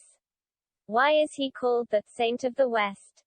This is to explain to you that there are limitations in the 3 realms. This is how we differentiate. Does that make sense to you? What should you do in your Dharma practice? Should your Dharma practice only involve specific directions? Then, what should you do if you end up in the east, south, or north? In your Dharma practice, what method should you follow? Dharma methods involving 360 degrees. That is the reason. He asked me, Master, you once mentioned a Dharma practitioner who really wanted to see a Buddha after practicing the Dharma for a long time but failed. But in fact, this Buddha had always stood by his side. Then, it means that the Buddha is all-pervasive. But you now say that there is a distance, and one has to recite a Buddha's holy name for a long time before the Buddha can come to them. Are you talking about the physical distance of hundreds of millions of kilometers in our worldly realm, or the distance in terms of the deviation of our nature of mind or intrinsic nature? Or is it the distance in terms of the level of enlightenment? First of all, I want to clarify the question my disciple asked. I think he got what I said mixed up. The Dharma practitioner he referred to was actually Bodhisattva Asanga, the founder of Yogacara consciousness-only school, who had instead put forward Bodhisattva Maitreya as the founder. As far as the human realm is concerned, it was actually Bodhisattva Asanga who founded this consciousness-only school. However, he claimed that it was Bodhisattva Maitreya who passed it on to him, and thus he recommended Bodhisattva Maitreya to be the founding lineage master. This case, in fact, was about Bodhisattva Asanga. The Buddha mentioned in it was not actually a Buddha, but Bodhisattva Maitreya. Bodhisattva Maitreya has yet to attain Buddhahood. Bodhisattva Maitreya is a Bodhisattva, not a Buddha. You need to be clear about these first. Well, this case goes like this. This Bodhisattva Asanga practiced the holy Dharma in 3 separate retreats on the Chicken Paw Mountain for a total of 12 years. He had been hoping to see Bodhisattva Maitreya for 12 years but failed. He was unable to see Bodhisattva Maitreya during the first 6-year retreat. When he came out, feeling very disappointed, he saw a scene where someone was grinding an iron pole with a piece of cloth. He asked the man what he was doing. The man replied, "I want to grind this into a needle." "What? How patient you are. Even an ordinary man can do this. As a Dharma practitioner, I have only spent 6 years in a retreat. How can I be so impatient? Maybe if I stay in retreat a little longer, I will be able to see Bodhisattva Maitreya." In fact, this was Bodhisattva Maitreya manifesting to him in order to encourage him to continue his Dharma practice. There were some deviations, something missing, in Bodhisattva Asanga's Dharma practice. He still did not know what he was missing despite having practiced the holy Dharma for 6 years. He could not see Bodhisattva Maitreya whatsoever. So, he went into a second retreat for another 3 years but still could not see Bodhisattva Maitreya. Do you know that we Dharma practitioners are miserable? As long as there is a slight deviation in your knowledge or view, only a tiny one, you will gain nothing at all despite having a retreat for 50 years or your whole life until the day you die. It is all because of this slight deviation. Therefore, if there is a person who can explain the sutra so thoroughly and clearly to you and correct all your deviations, it is only your guru. If you are stuck on anything, they will help clear it up for you. If you do not understand something, they will help explain it to you until you understand. If you do not understand the sutras, they will explain until you understand. They will explain the whole principle to you. How many kalpas of retreats can you save? I can tell you that this will save you countless kalpas. And it will also help you to avoid the risk of falling into hell accidentally for no reason while you practice Dharma, and then you cannot get out. I can tell you that it is extremely difficult to meet such a person. You have met one today. There are many things that you did not understand before. However, people often say this to me, after watching all your lecture videos on YouTube, all those Buddhist holy Dharma that I used to get stuck in and could not make sense of. I can understand all of them now. However, they still refuse to take refuge even though they now understand all. Why? Because you want me to receive and uphold the precepts, and there are many other requirements, too. I felt pretty stressed and scared after hearing these. I guess I need to consider it first. This means that no matter how well you explain it and get them to understand, they will still miss out on all these opportunities. In the end, they still refuse to let me lead them in their Dharma practice. How can they possibly succeed in their Dharma practice, then? So, this is, as if returning from a treasure mountain empty-handed. Some people have watched all the videos, some even watched them several times. Some told me that they even took notes. Nevertheless, they are still not keen to take refuge from us. Maybe they live relatively far, some live abroad. These I understand, then I can do nothing about it. Perhaps these are the causes and conditions. Then, Bodhisattva Asanga went into a second retreat for another 3 years, but he still could not see Bodhisattva Maitreya. When he came out, he saw someone stirring chicken feathers in water and then using them like a fly whisk to sweep the edge of the rock. He asked the man, "Why do you stir the chicken feathers in water and then use them to sweep the rock?" The man replied, "It's because that rock blocks some sunlight from getting into my cave. So, I'm going to sweep away the rock at that angle so the sunlight can shine through. I'm going to sweep it flat." Bodhisattva Asanga thought, how can this be possible? Why don't you use a chisel or a hammer instead? Why on earth are you using chicken feathers dipped in water to sweep away the rock? How great the perseverance of this man is. As a Dharma practitioner, I should have the same perseverance to sit in retreat. I should go into retreat one more time. It was, again, the Bodhisattva Maitreya who manifested to encourage him. You haven't corrected your deviation. Give it another go. So, he tried it again and went into a third retreat for another 3 years. Unfortunately, he still could not see Bodhisattva Maitreya. When he came out of the retreat, he was very disappointed. I will not go into another retreat. I have failed after so many times. I have no luck seeing Bodhisattva Maitreya. We are not fated to meet. No matter how I request to see him, he will never come to see me. So, he walked on, and on the way, he saw a dog, whose legs were infested with mange. The skin lesions on this mangy dog's legs were filled with pus, and there were even some maggots inside. Bitten by the maggots, the dog looked extremely painful and kept moaning. Suddenly Bodhisattva Asanga aroused great compassion. He was looking at the dog in a way as if he was taking pity on himself. I must save this dog, just as I saved myself. Why? I'm so miserable now, and the dog is miserable, too. Since we are both miserable, and I will never succeed in my Dharma practice anyway, let me save you then. So how can I save you? How can I save this dog and help it get rid of the maggots in its legs' lesions without violating the precepts? So he then cut his own flesh with a knife and used his flesh to lure those maggots into eating it.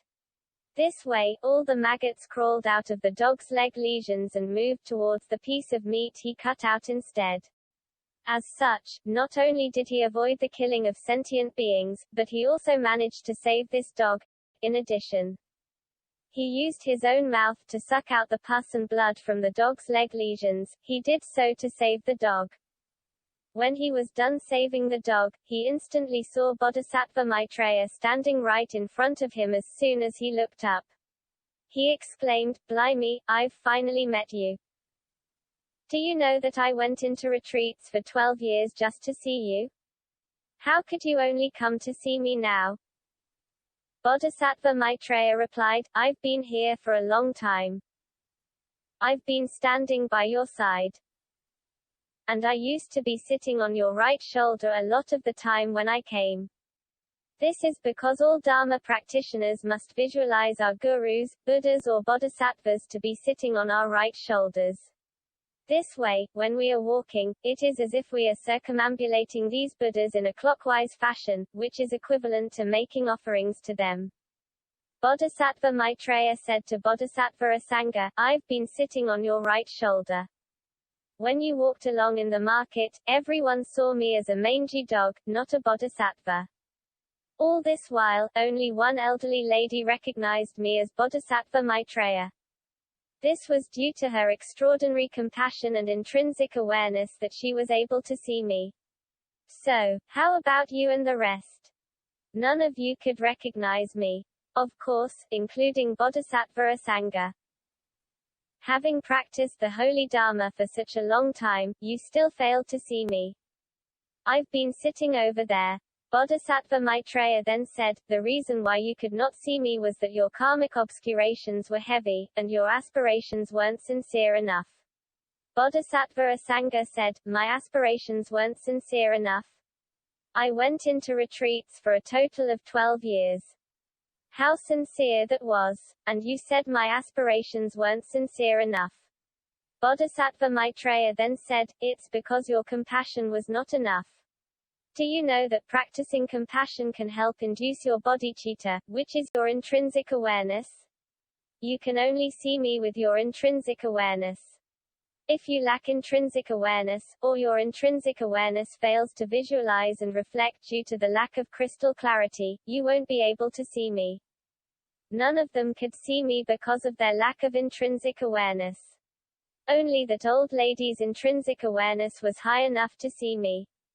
He continued, "Despite practicing the holy Dharma for so long, your compassion had not yet arisen, which is why your intrinsic awareness could not arise either. This is because compassion is one of the characteristics of intrinsic awareness. Only the cultivation of compassion will induce this intrinsic awareness to appear. That is why you can see me now. Just this kind of knowledge and view alone. Have you noticed that I am still talking about what compassion and bodhicitta mean from the first lecture to the 12th lecture? And you need to carry out the visualization practice on them. Why do I have to take the trouble to explain this? It is because this knowledge and view alone tortured Bodhisattva Asanga for 12 years. Try to think about it. It turns out that a Dharma practitioner will never succeed in their Dharma practice as long as there is only one thing missing or being deviated in their knowledge or view. You will never be successful in your Dharma practice despite spending your entire lifetime or no matter how many kalpas you spend. Because the intrinsic awareness refers to the level of clarity and visibility, which is very important. If you can manage to restore it, you will see the manifestations of some Buddhas and Bodhisattvas. So, we have to know how to visualize on compassion and bodhicitta. This is very important. Bodhisattva Maitreya originally has been preaching the Dharma in the inner court of Tusita. Do you think he had so much free time for the past 12 years, sitting on Bodhisattva Asanga's right shoulder continuously and accompanying him to practice the holy Dharma for 12 years? Do you think this is possible? Of course not. What was it then? It was actually a projection. Bodhisattva Maitreya can use his abilities, just like nowadays when we turn on the TV, we have a lot of programs to watch.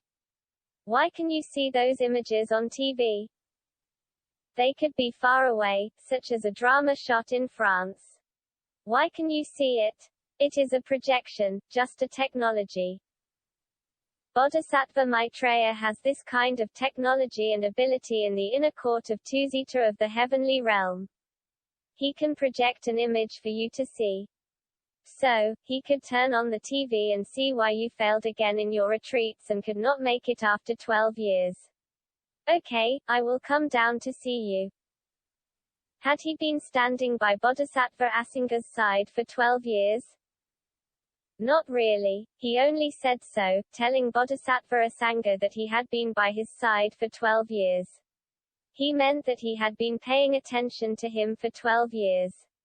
It doesn't matter whether you recite Bodhisattva Maitreya's holy name, enter into a meditative state, or think of my appearance. I've actually received the message, given the short distance between Tusita and the human realm. I've actually received all your messages already. So, I've been following your case, that is, I've turned on the TV and I've been watching you. I know that you have not succeeded in your Dharma practice. So, I must come to encourage you through several emanations. At last, I turned into a dog and you had finally arisen the compassion and corrected your deviations. Your intrinsic awareness appeared so you could see me. But did Bodhisattva Maitreya stand by his side for 12 years? Not really. Let me explain the principle to you. It was a projection, just like we watch TV. Now, is this distance the distance of hundreds of millions of kilometers, or the deviation of nature of mind or intrinsic nature? Or is it the distance in terms of the level of enlightenment? In the case of Bodhisattva Maitreya and Bodhisattva Asanga, the distance referred to is that level of clarity and visibility of intrinsic awareness. But, if you are talking about, it takes 1 to 7 days to contact a Buddha to come to save you, what distance is this referring to? This refers to many kinds of distances, and it is a very long distance. It refers to the distances of several different states. Let me explain this distance now. This case has also been told in exoteric Buddhism. It goes like this. Can you see the distance between Tusita and us? Bodhisattva Maitreya is in Tusita. Where are we? Where was Bodhisattva Asanga? Bodhisattva Asanga was in the human realm. Can you see that the distance is very close? They are both in the desire realm. There is no need to cross the heavens of the form realm. So, it is very close. There is another version of this case in exoteric Buddhism. They said that it was not Bodhisattva Maitreya who descended to the human realm to see Bodhisattva Asanga and then took him to Tusita. In the original version, when Bodhisattva Maitreya saw that Bodhisattva Asanga had saved the dog, he took him to Tusita after that and imparted some holy dharma to him. Bodhisattva Asanga then founded the consciousness-only school, when he returned to the human realm later. Some exoteric Buddhists said, no, the truth was not like this. It was Bodhisattva Asanga, being good at meditation himself, who ascended to Tusita by himself during a session of meditative concentration and asked Bodhisattva Maitreya to teach him holy dharma.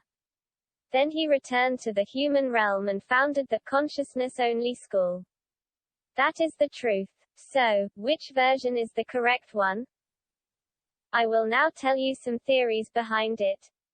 In the 8th century, Guru Padmasambhava brought a large number of Buddhist scriptures, in Sanskrit and other different languages, into Tibet. They included exoteric sutras and esoteric tantras.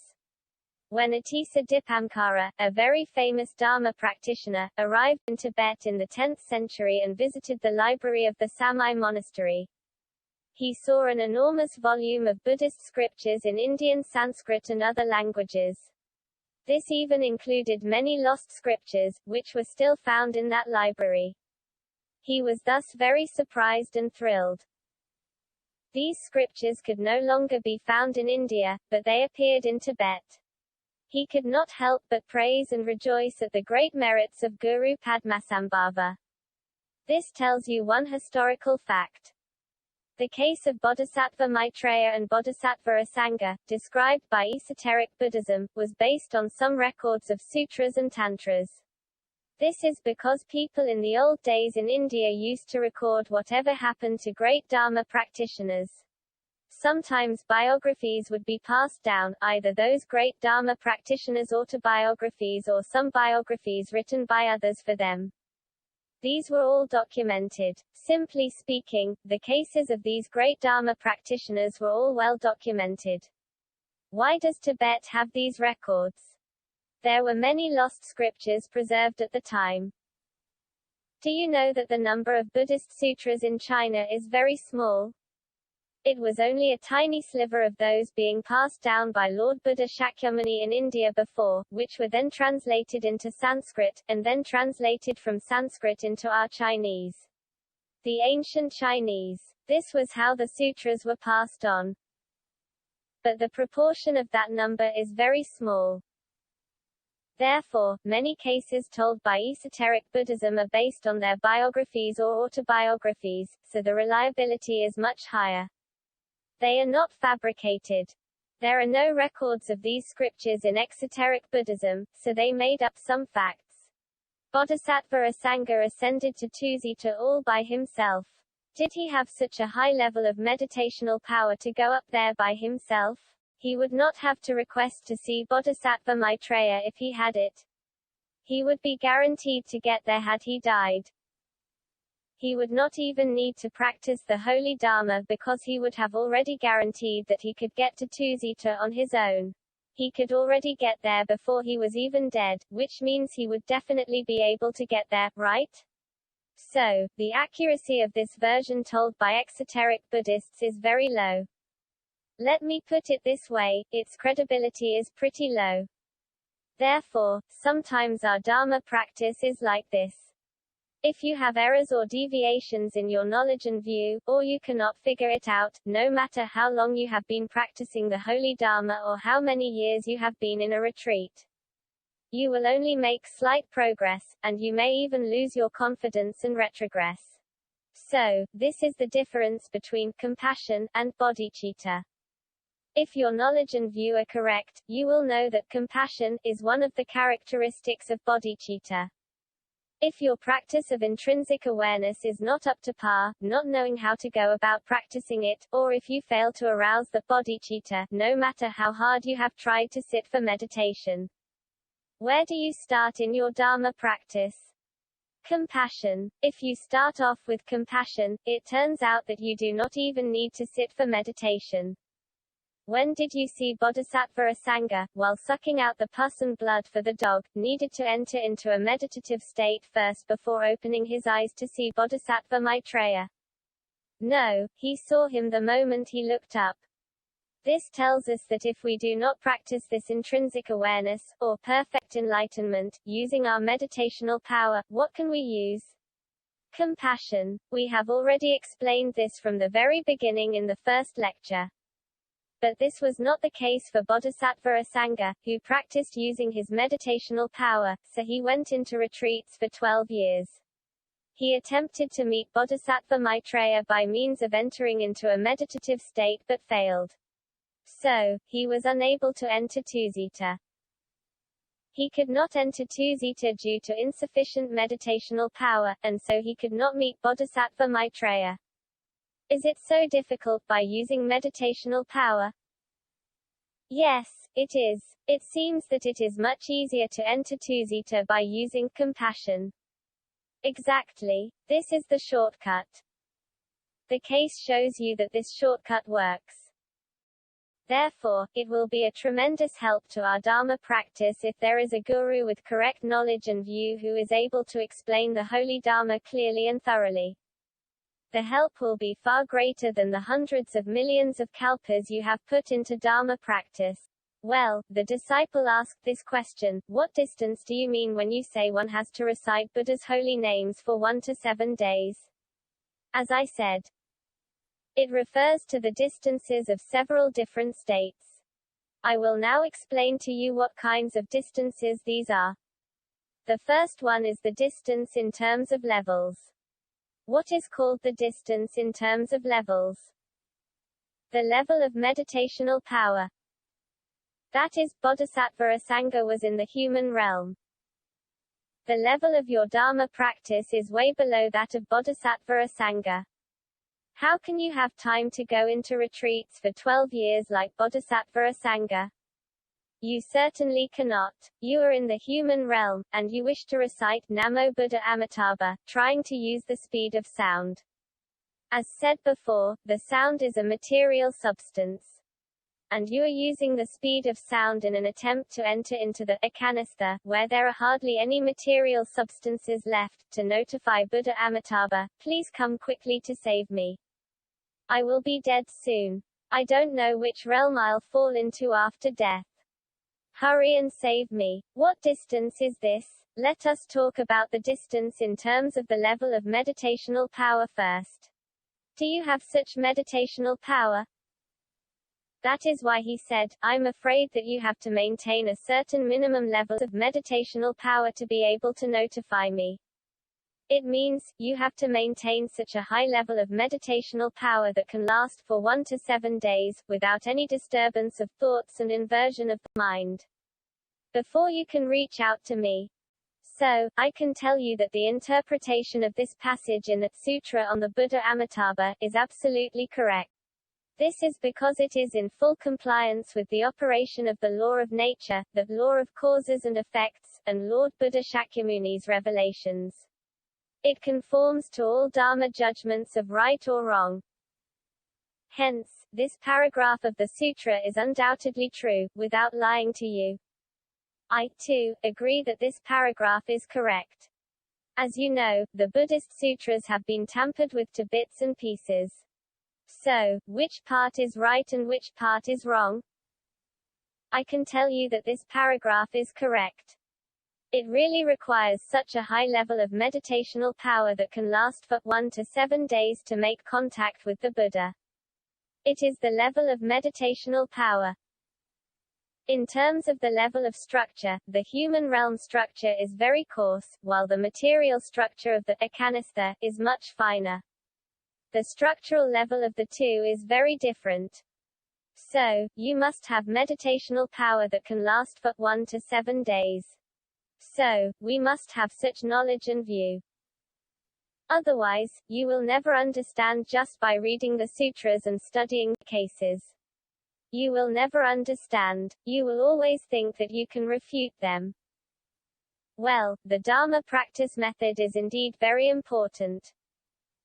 Are you practicing with the speed of sound or the speed of mind, that is, the visualization ability? Who are you visualizing? Are you visualizing a bodhisattva, a Buddha, or the 360-degree refuge tree? Which practice method are you using now? This is very important. You reap what you sow. This is the law of causes and effects. Where are you now? You are now in the three realms, where there is an effect when there is a cause.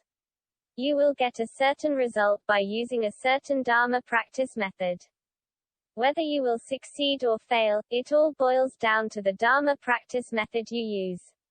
So, are there any other standards? Yes, there are. After you have learned a Dharma practice method, you still need to put it into real practice. How high is your level of real practice? For some Dharma practice methods, you can already achieve the goal as long as you can score 30 points. But for some other Dharma practice methods, you must score 100 points before you can achieve your goal. Think about how miserable you are. Do you know the simpler the method, such as reciting Namo Buddha Amitabha, the higher the meditational power you need to achieve? You really have to recite until you have no disturbance of thoughts and inversion of the mind to be able to notify the Buddhas in the Akanistha to save you. Only then can you get that result. So, you are required to score 100 points in meditational power. However, if you practice the Diamond Sutra, as long as you know how a sentence of it is interpreted, you truly believe in this sentence and store it in your aggregate of perceptions. Then all Buddhas will immediately know your existence. It turns out that I only need to practice compassion.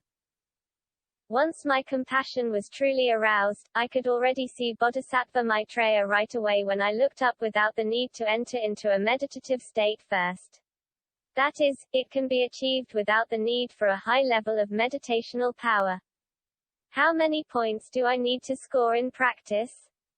There is a way to calculate it, which I will show you shortly. It is based on the level of your real practice. There is one more factor that you cannot afford to miss, that is your virtuous and evil karmic portfolio.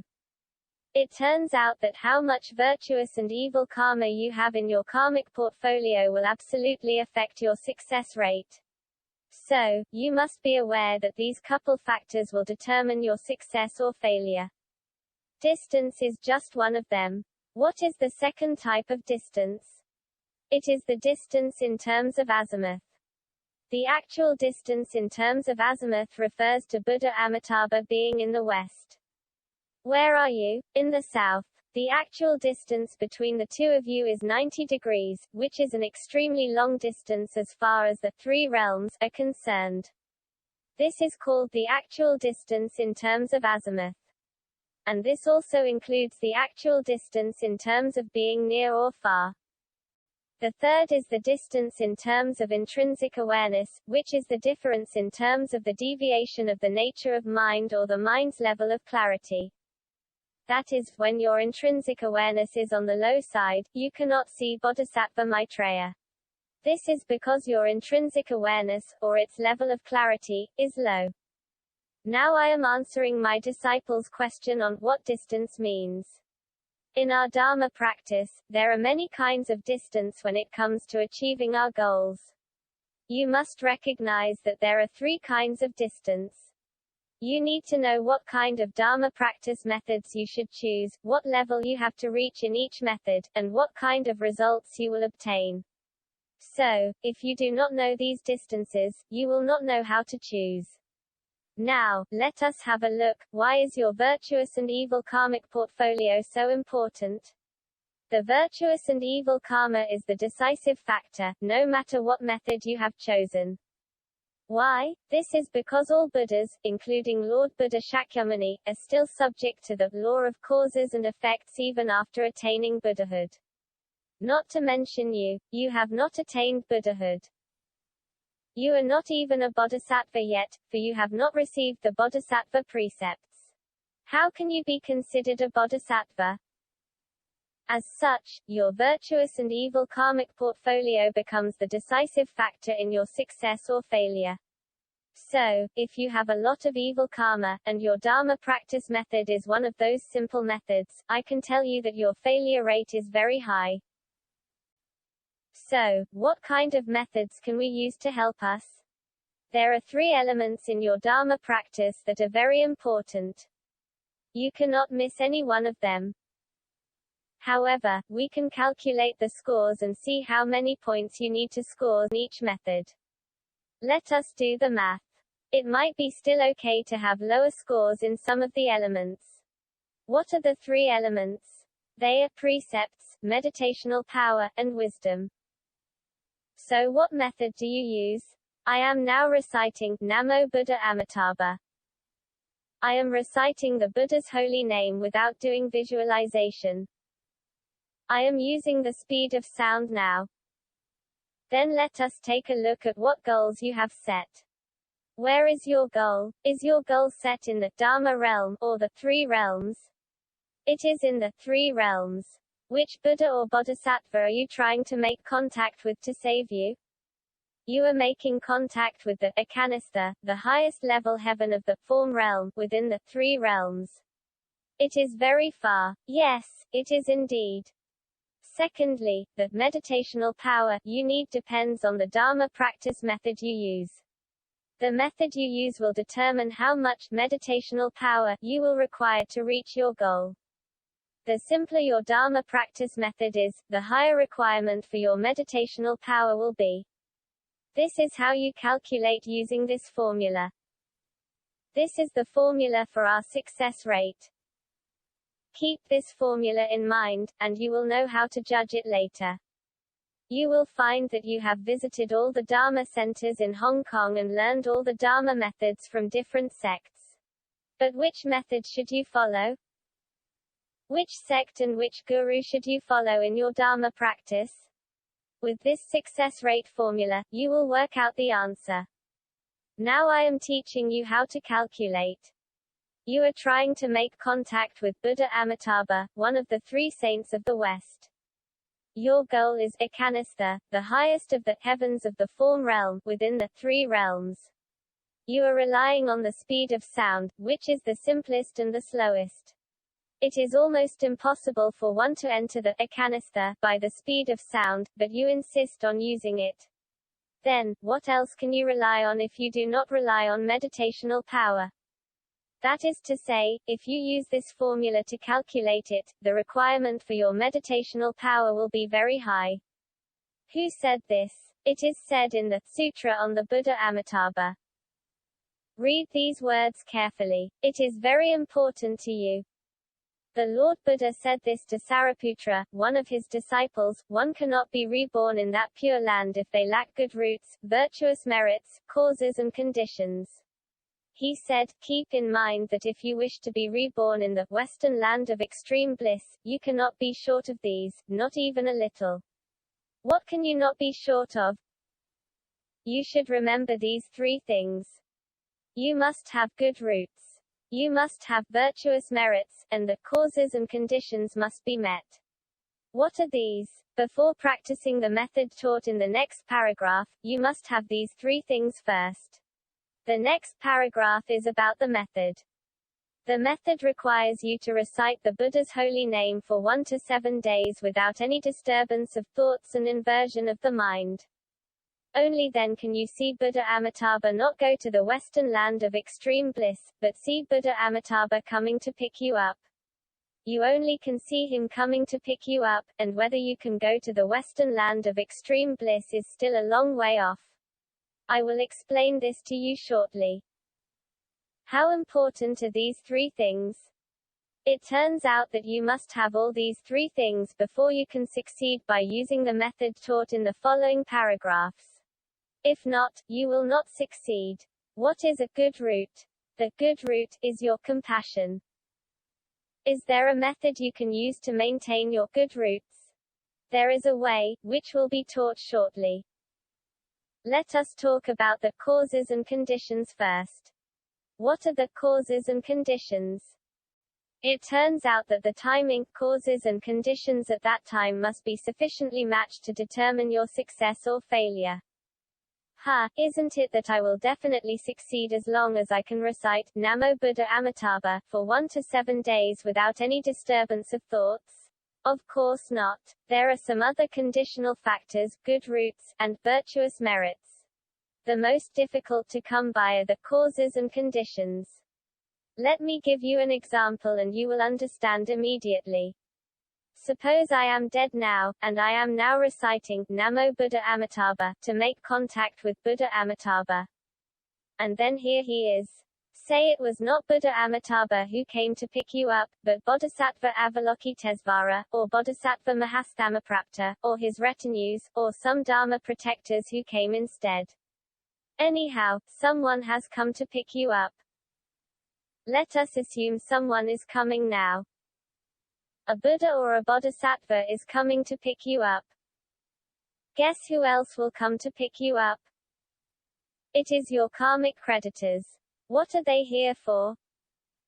They are here to collect debts. Hey, you, I've been chasing you for 90 lifetimes, and I'm ready to catch and send you to hell.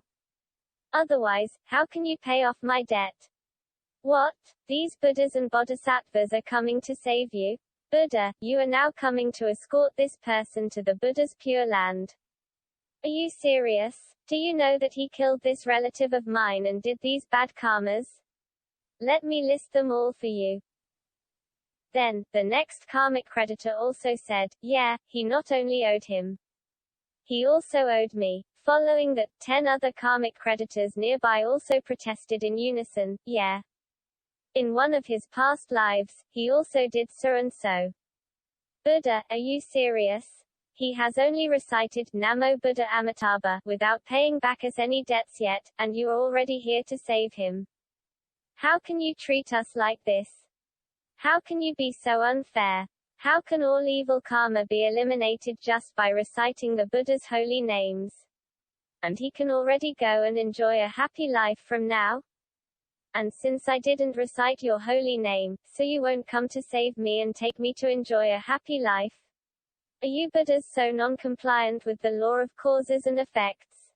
How can you be so unfair? This is what they will say. How would those Buddhas explain to them? Those Buddhas or Bodhisattvas would say, no, he does have many good roots. Look at him, he is very compassionate. Let me show you his virtuous and evil karmic portfolio, how many people he saved in one of his past lives, how many virtuous karmas he did in another life in the past. They would also say, he is very compassionate. Let me tell you, he did accumulate a lot of virtuous merits, he had accumulated such and such merits in one of his past lives and so merits in another. All these virtuous merits being added up, he is indeed qualified to be taken by me to the Buddha's pure land. Why didn't I come to pick you up? Because you didn't have enough good roots. You have no compassion. All you can think of is chasing debts. What else did you remember? You had not gathered any virtuous merits.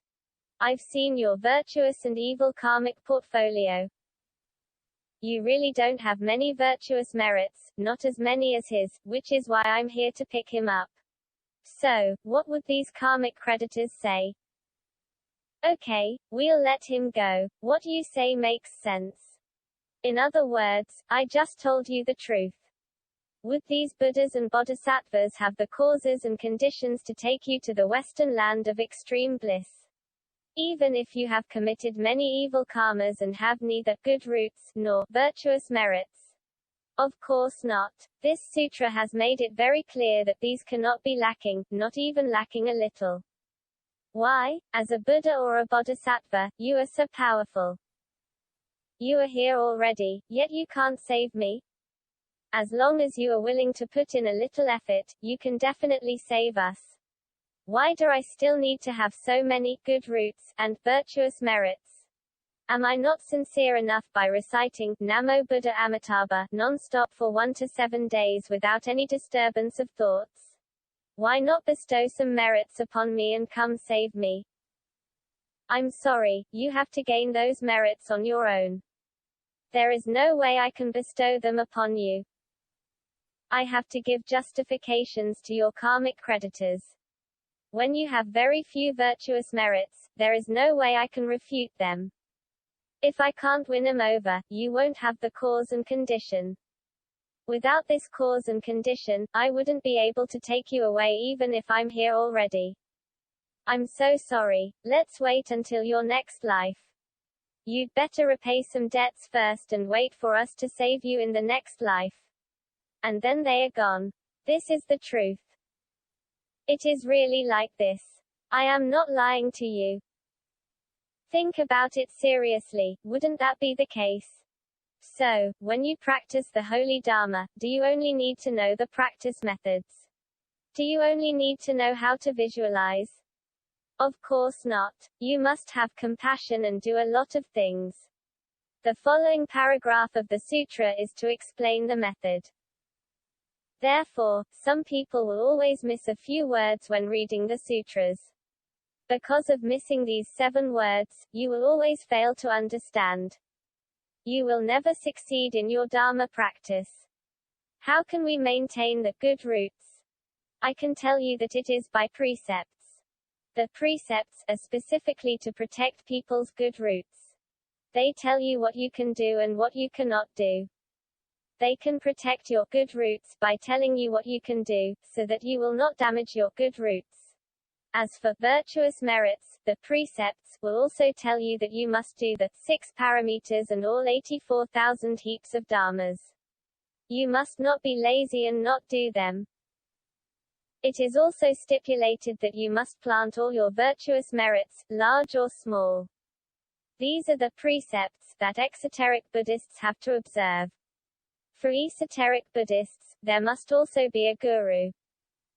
What is one of the responsibilities of a guru? It is not just to teach you how to practice the Holy Dharma, or explain the sutras and sastras, as well as the methods, theories, and principles. It is not that simple. They must do one more thing, they must ensure the disciples observe the precepts and monitor them all the time whether they have violated a precept or not. If they had, the guru would have to urge them to repent during the Upavasatha. When the disciple repents, the guru would also need to explain what the disciple has done wrong and teach them which method they can use to untie the knot in order to improve themselves. This is the guru's responsibility. How many gurus in this world are still fulfilling this responsibility? For now, I cannot seem to find anyone willing to do this except myself, who has such patience and free time not to do other things but to spend time disciplining disciples. So, I always supervise my disciples. When they recite the precepts, do you think they can go home to sleep after done reciting? No, they have to come out to repent. When they repent, is it enough for them to only confess their own mistakes? Of course not. They also have to listen to my reasoning and admonitory talk before they can leave. It is hard to find a guru who is so patient. Only if a guru can discipline the disciples in this way can they be regarded as fulfilling a guru's responsibility. Otherwise, how can they teach people to accumulate virtuous merits, and create causes and conditions? How can you make up for your good roots deficiency through precepts? When someone violates a precept, how can they clear these bad things? It is through repentance. Only repentance can clear these. By the time you die, your guru will be able to negotiate with your karmic creditors. This person has already repented. What else has he not repented to you? Does he still owe you? Just a little bit. Once he succeeds in his Dharma practice after getting to the Buddha's Pure Land, you don't have to worry that he doesn't have sufficient virtuous merits to repay you. Don't worry. I can assure you. I was overseeing his oath at that time, and I watched him repent with my own eyes. It is true. Just let him go. Then, your karmic creditors will let you go. Even if there is no Buddha or Bodhisattva to negotiate for you, there is still a guru to plead with your karmic creditors. I can bear witness. I really watched him repent. And then, you will be fine. So, you must know that precepts can help the disciples. Some people say that they are afraid of observing precepts. What are you afraid of? All precepts are there to help you. Precepts require you to repent and teach you how to plant merits. These are called the causes and conditions. Being a guru is stressful. I am a guru with a lot of stress. This is why some people are reluctant to take refuge because of the fear of the precepts. The precepts are to help you, the stress is on me, not you. I need to have such patience to teach you. My pressure is much greater than yours. How can you have a lot of pressure? You are only listening to me talking. How stressful can it be? Right? I have to lecture. I have to read a lot of sutras. Then I must understand all the content. It is necessary for one to reach a certain level in order to explain the meaning of the Buddhist sutras. So, is my pressure not greater than yours? Have you considered my stress? So, I will put some pressure on my disciples. I ask them to accumulate virtuous merits and follow me to propagate the holy Dharma. Everyone must contribute money, labor, and mental effort. If you have no money, you need to contribute labor also, and if you do not contribute your mental effort, I will consider your contribution imperfect. It is not enough if you only contribute money and labor, you still need to contribute your mental effort. Only in this way can it be said that your virtuous merits are complete and perfect. Only then the virtuous merits you have planted will be immense. And it will be much easier for me to save this disciple in the future. I cannot give him some virtuous merits, nor can I give him some good roots, or causes and conditions. I can only teach him some knowledge. What kind of causes am I planting? I am planting the cause of the Guru, teaching and supporting him by his side. That is all I can do. If there are gurus who do not fulfill such responsibilities, these gurus are slacking off. These are lazy gurus who do not fulfill their responsibilities as a guru. Then the chances of the disciples being saved are very low because they have neither good roots nor virtuous merits. They also do not need to observe the precepts. You do not help them to clear some evil karma. If you teach them how to repent, they can clear some evil karma. But you do not help them. Nor do you help them to increase their good roots, teaching them the right things to do. That is no good. Then no causes and conditions will be created. So, how can you acquire the causes and conditions? It is through the precepts. The precepts are in and of themselves a cause that helps you get a conditioned salvation. So, what are the most basic precepts? They are the 5 precepts and the 10 wholesome deeds. These are the minimum requirements and standards that you cannot but observe. If you do not observe these, you will never get to the Western land of extreme bliss. In fact, how do these precepts help you? They help you rearrange your virtuous and evil karmic portfolio. They help you rearrange it from scratch so you can be saved. If you do not rearrange your virtuous and evil karmic portfolio, you cannot be saved. You must rearrange it. What is the reason for this? The law of causes and effects. Therefore, why is it said that it takes 1 to 7 days? Because it conforms to the operating principle of the law of causes and effects. Let us look at this now. Now your goal, your Dharma practice method, and the Buddha Amitabha with whom you want to make contact have all constituted this cause. This has determined that you need a very high level of meditational power, which needs to last for a long time, for 1 to 7 days without any disturbance of thoughts.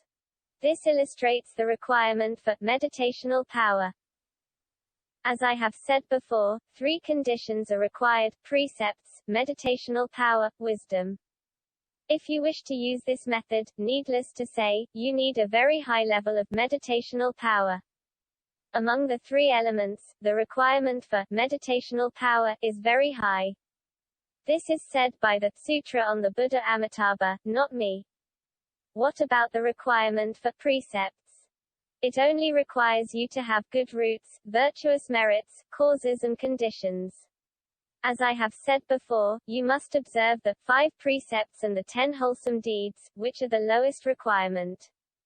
I will explain to you shortly this. If I observe a precept but violate it, and, in fact, I always violate it, then what would happen to me? You will be fine, of course. Once you have received a precept, you will have an awareness and know that you have to observe it. If you successfully observe 1 point of the precept, you will have 1 point of merit. If you successfully observe 100 points of the precept, you will have 100 points of merit. But, if you say you are unable to observe the precept, and you can only observe 1 point of it and keep violating the other 99 points, then you will only have 1 point of merit. What happens to the 99 points? You have to clear them through repentance. Then you will be fine, and you can start all over again. How good is this? If you do not observe the precept, you will not even have 1 point of merit. Not even 1 point. What do you do if you do not know how to repent? You will always violate a precept. Even if you do not receive any precepts, you will still violate them. You will still step on ants unknowingly or kill sentient beings, like spraying insecticide on cockroaches. You will still violate the precepts. However, when you violate a precept, you can immediately be aware, no, I can't spray it. And you will stop. Then you will know that you must repent, and you will be fine. Hence, the precepts are of tremendous help to you. If you successfully observe 1 point of the precept, you will have 1 point of merit. As for the remaining 99 points, you will be fine as long as you can repent immediately upon violating them. And this will help you. It is called purifications through repentance and confession of sins, which is only achievable by observing the precepts. The precepts stipulate that you must do repentance and purifications. This will help you. If you do not receive the precepts, there is no way you can be saved. If you do not observe the precepts, you will not know how to do purifications and repentance. And you will not know how to cleanse your sins. Then you will have not even 1 point of merit, and you are doomed. You will definitely not be able to keep your good roots. So, you must remember, when we are planting a cause, you must be clear whether you are trying to make contact with Buddha Amitabha now or wishing to be reborn directly in Buddha Amitabha's Pure Land. If you intend to be reborn there directly via a visualization method, taking the initiative to go there yourself instead of making contact with him, then the method you use will be different.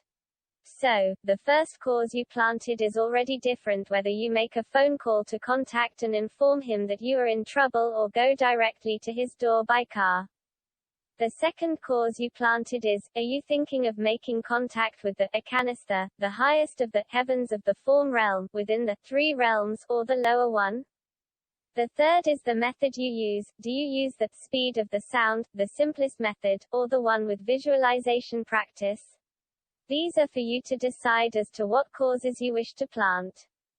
As for wisdom, there is no requirement. If you adopt these 3 causes, there is no requirement for wisdom of you. There is no requirement in the sutra that you need to have wisdom. It only requires you to have good roots, virtuous merits, causes and conditions. Only the precepts, but nothing else, can support these 3 elements. You will find that the requirement is very high for meditational power, low for precepts, and none for wisdom. Do the math. Use a calculator to work it out. You may say, no, I will use a visualization method. The 3 sutras of the Pure Land school of Buddhism all mention a word, visualization. This is different from the word, recitation. Keep in mind that you are required to visualize. You must visualize the Buddha's Pure Land, and this Buddha. However, some people have taught it incorrectly due to misinterpretation of the sutra. But in order to strengthen their own sect, they would lie and coax to you by saying, yes, you will succeed by only reciting Buddha Amitabha. This has never been stated in the sutra. The part of the sutra that should not be seen by you has been hidden. You only see what they want you to see. Parts they do not want you to see, like this paragraph, will surely be hidden from you. This is to prevent you from throwing questions at them and leaving them speechless because they simply do not know how to answer. In fact, it is necessary for one to visualize so that the success rate will be higher.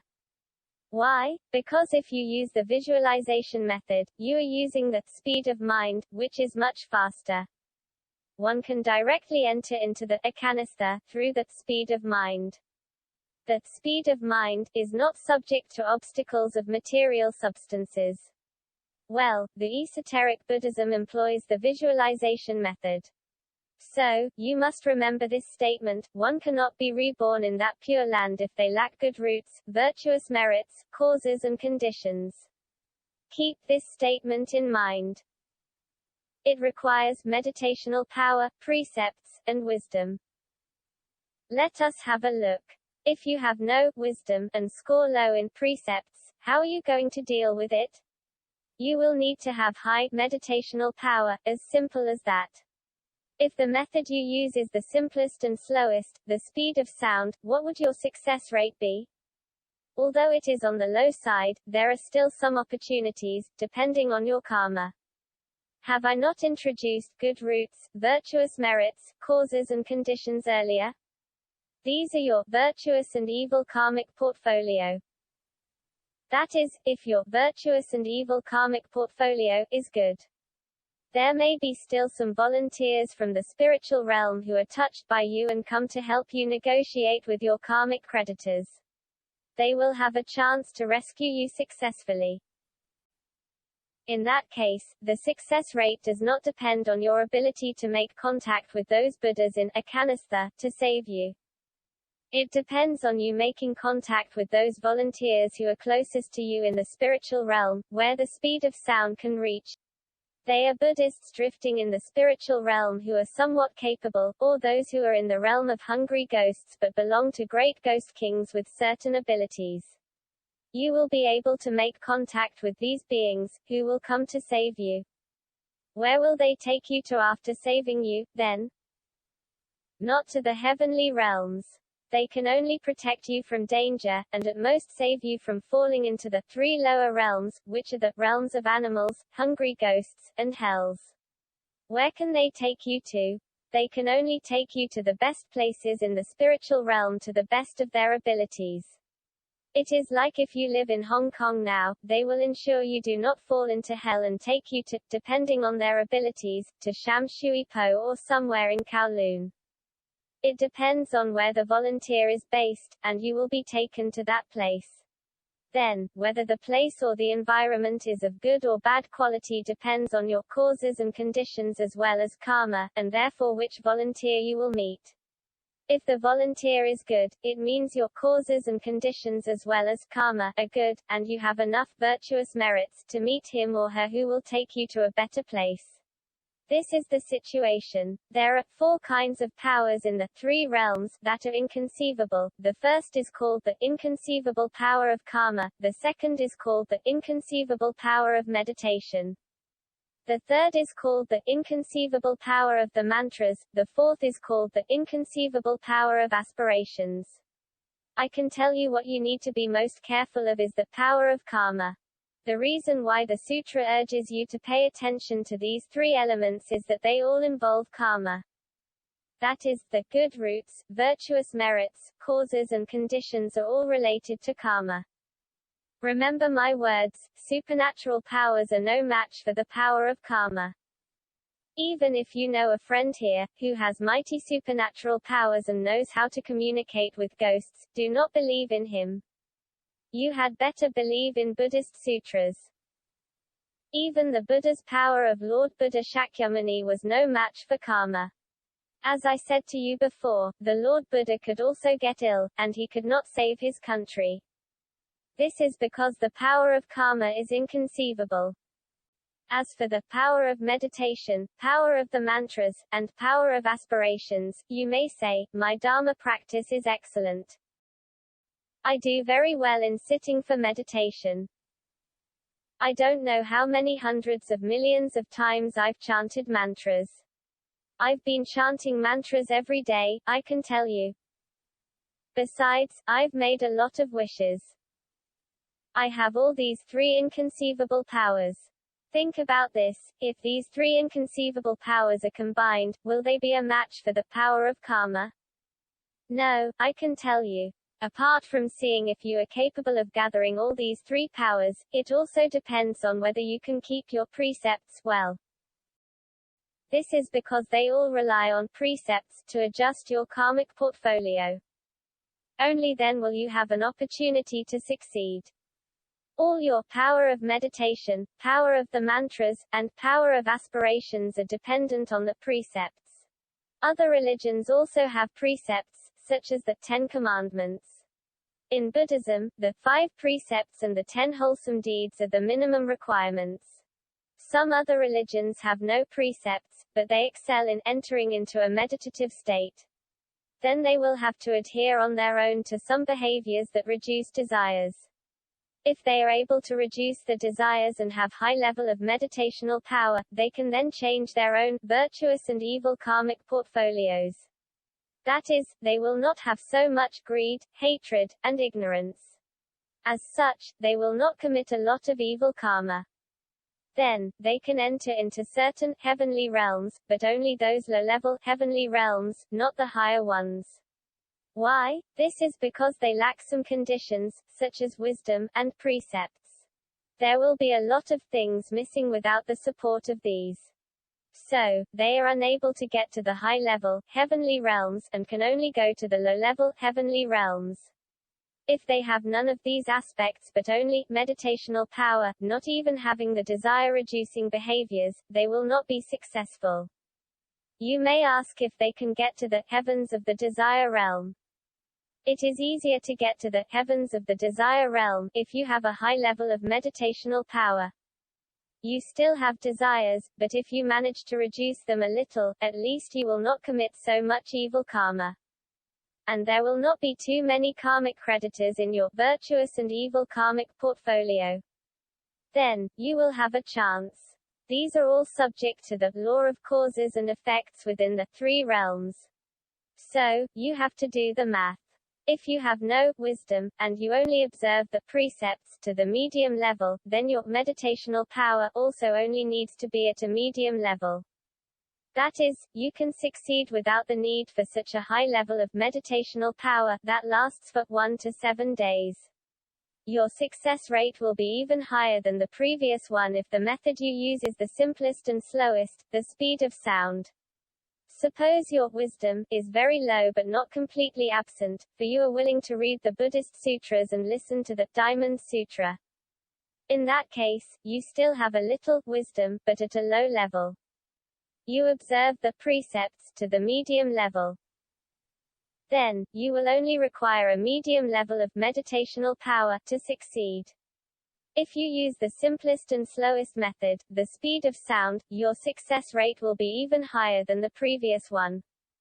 Therefore, among the 3 elements of precepts, meditational power, and wisdom, you will find that precepts seem to account for a hefty proportion. You will find that precepts, but not that meditational power, are primarily the decisive factor for success or failure. You will find that this is how it is calculated. Why? Because precepts enable purifications through repentance and confession of sins, which help clear and alleviate some evil karma. You can refer to our article, Tours of the Holy Lands: The Importance of Repentance, from issue 20 of The Lake of Lotus. And you can watch these 2 lecture videos on Repentance 1, and Repentance 2 feet available on our Dudjom Buddhist Association International's YouTube TV channel. You will understand after watching them. In other words, repentance can help alleviate your evil karma. But how do we go about it? Is it guaranteed to be successful? What are the key elements required? You have to watch these videos. Also, there is another benefit of observing the precepts. All Buddhas and Bodhisattvas have vowed to protect any Dharma practitioner who observes the precepts. They have the responsibility to protect and help him. Therefore, if you receive and observe the precepts, you are still under the protection even though you do not keep them well. Imagine that after receiving the precepts, you do not need to be afraid even after violating them, as you will be fine once you repent. Your intrinsic awareness will improve, as knowing to repent naturally leads to higher intrinsic awareness. If you score 1 point in the observance of precepts, you will have 1 point of merit, which is better than 0 points. At the same time, you are protected by Buddhas, Bodhisattvas and Dharma protectors. How good it is! So, just receiving the precepts has so many benefits. Of course, it will be even better if you can keep the precepts. Even if you do not receive the precepts, the consequences will be the same if you violate them. If you killed someone, but you have never received the precept of refraining from killing, do you think you would not have to suffer from the retributions? No, you still have to suffer the retributions. There is no difference. So, you must remember, do not be afraid of observing the precepts, do not avoid receiving the precepts for fear of violating them. You can alleviate your evil karma by observing the precepts. Well, in the event that you have received the precepts but violated them, your evil karma will not be aggravated just because you have knowingly violated the precepts. Instead, you will constantly be reminded to repent because you have an alarm with you. You know you have to repent when you have violated a precept again. The result is that you will be able to alleviate this evil karma. It can also help you quit some of the vicious behaviors that will lead to your downfall to lower rebirths. I can tell you that it is impossible to 100% not violate the precepts after receiving them. No great saint or great Dharma practitioner can do it. Therefore, receiving the precepts means that you have an ability of intrinsic awareness to remove or reduce the obstacles that prevent you from reaching your goals, such as being liberated from samsara, attaining Buddhahood, or being reborn in a Buddha's pure land. It is as if we are heading for a destination. There must be a lot of mud and sand on the way. This means we will always have minor transgressions, for it is inevitable. But if we have enough information, that is, if you have received the precepts, you will have enough information. And if you have also listened to the explanation of the precepts, you will understand them even better. We have already uploaded our lecture video on Bodhisattva's precepts on YouTube. It is all explained in great detail, so make a point to check it out. When we have enough information, we will know that there are huge obstacles ahead. If we continue to follow this path, we will continue to violate the precept, which will hinder us from reaching our destination. So how do we get over it? We should bypass this large obstacle, and then we can reach the destination smoothly.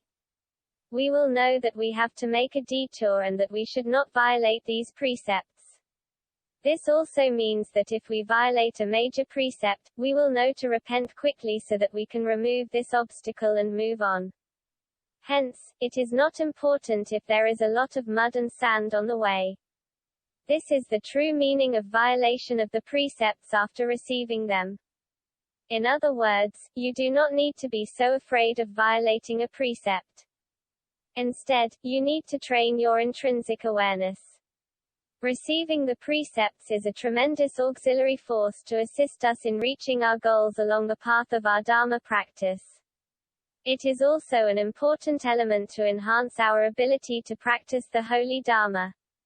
You will have none of these auxiliary forces if you do not receive or observe the precepts.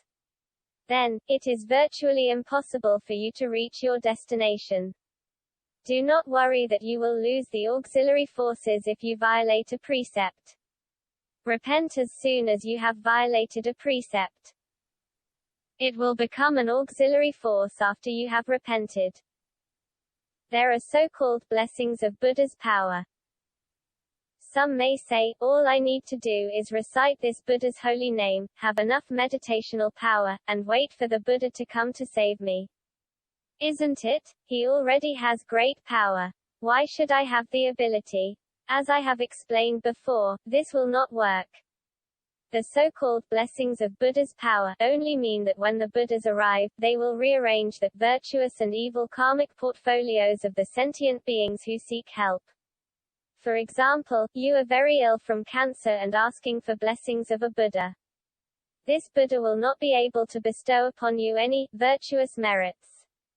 Then, how can he help you? He will only bring the virtuous karma forward in your virtuous and evil karmic portfolio, and delay the arrival of your evil karma of cancer. Then you will have a respite in which you can recover and practice the holy Dharma to help yourself plant more virtuous karma. The fact is he would not help you eliminate any of these evil karmas. It is only a rearrangement. The Buddha is only capable of doing these steps. He would neither add some virtuous karma nor reduce some evil karma in your virtuous and evil karmic portfolio. He would not do so, because the Buddha is unable to do things that are against the law of causes and effects. He is unable to do so. According to the law of causes and effects, all sentient beings have to bear the causes and effects for their own doings. It requires the same person who has tied the bell to untie it. To get rid of the evil karma, you still need to repent yourself to get rid of it. There is only one way to get rid of evil karma, repentance. You can only save yourself by raising your own intrinsic awareness and nature of mind. The Buddha can only help, exhort, and teach you some methods by your side. We are now requesting to be reborn in the Akanistha, from the human realm we are situated in. When we are alive, while reciting the Buddha's holy names, we are still in the human realm, which is considered relatively closer to the Akanistha. But when you die, you may already fall into the realm of hungry ghosts or in the state of the body of the bardo, a transitional period between death and rebirth. During that period, there are 6 kinds of instability. Your thoughts will be very erratic. It will be very difficult to practice the holy Dharma to attain meditational power then. Do you know that it is extremely difficult to enter into a meditative state as a body of the bardo? It is because you only have the mental consciousness left. When you are a human being, you still have a physical body that is agglomerated with a cohesive force there. So, as a human being, if you want to sit for meditation, you are still able to enter into a meditative state, as long as there is no noise from the next-door neighbors and the surrounding environment. But it is very difficult to do so in the bardo state. When you are in the bardo state, if you still wish to use the meditational power, to recite Namo Buddha Amitabha, for 1 to 7 days to make contact with the Buddhas in the Akanistha. The level of difficulty is pretty high. That is to say, you only think of which Dharma practice method to use when you are about to fall into the realm of hungry ghosts. This is due to your lack of good roots, virtuous merits, causes and conditions. In the Sutra of the Great Conflagration, Volume 5, Lord Buddha Shakyamuni warned about the 3 calamities in heavens and on earth, and most of the 3 realms, including some of the Buddha's pure lands, will be destroyed. As such, if you only aim to get to the realm of heavens, hoping not to fall into the realms of animals, hungry ghosts, and hells, this is not the ultimate solution. Because when the 3 calamities appear, all these realms will be destroyed. All of those high-level, heavenly realms will also be destroyed. What will be left? Only the 5 heavens of non-returning, and a small part of the heavens of the form realm, will remain. The 3 calamities are called the calamity of conflagration, the calamity of deluge, and the calamity of hurricanes and storms. So, we must figure out a way. What is the ultimate solution? It is to enter into the 5 heavens of non-returning, the highest 5 levels of the heavens of the form realm, in order to be liberated from samsara. Or enter into the Dharma realm, in order to attain Buddhahood. Okay, let us take a look now. If the precepts, you observer of low level, you must have a high level of meditational power, to succeed, if you use this method. What if you do not observe any precepts? Some would not observe the precepts, you know. In that case, what will be the requirement for your meditational power? It will need to be even higher to have the opportunity to succeed. But this opportunity also depends on your virtuous and evil karmic portfolio. You may be able to make contact with the Buddhas and Bodhisattvas due to your high level of meditational power. But if you do not observe the precepts, and have no wisdom, would Buddhas and Bodhisattvas be willing to welcome you to their Western land of extreme bliss? It is already clearly stated that one cannot lack good roots, virtuous merits, causes and conditions. Will they give an extra condition to you? This really has to depend on the causes and conditions. How many virtuous merits have you accumulated in the past? This becomes a decisive factor. So, what do you need to cultivate to have good roots? Compassion. That is the reason why you cannot get to the Buddha's pure lands without compassion. This is stated in the sutras, so, one must learn the visualization practice method of compassion, because it lays an essential foundation for being reborn in the Western land of extreme bliss or attaining Buddhahood. In Buddhism, this is one of the requirements to be reborn in the Western land of extreme bliss. Therefore, no matter how high your meditational power is, it will never be a match for karma. So, you need to rely on the precepts to reduce your vicious karma. No matter how high your wisdom is, you may think like this: I wouldn't observe any precepts. I'll just do things carefully. I won't do bad things and only do good ones. Isn't that good enough? The fact is that these precepts are very detailed. There are some very subtle ones, and you can never imagine the consequences in case of violation. All of these are already covered in the precepts. With your wisdom, how can you possibly think of such details? No matter how high your wisdom is, you will never be a match for the precepts set down by the Buddhas based on their experience accumulated throughout their Dharma practices. How can you possibly be more detailed than the precepts set by them? Some of them could really enter the spiritual realm to see things clearly. It turns out that if you do this, you will have these consequences. If you do that, you will have those consequences. As such, the Buddhas set down the precepts to remind you. How could your wisdom be as high as the Buddhas? You had better practice the holy Dharma according to the precepts. Would you still want to do things your own way? Then even if you spend 3 great Asamkhya kalpas, you will never succeed in your Dharma practice. Other religions. Let me talk about the other religions. When someone practicing other religions has reached a high level of meditational power, their success rate still depends on the virtuous and evil karmic portfolio. They may be able to go to some of the low-level heavenly realms, namely, the heavens of the desire realm, but not further up. Only if they can get rid of the desires well and observe some pure precepts on their own, they may have the opportunity to go further up to the heavens of the form realm, which is the high-level, heavenly realms.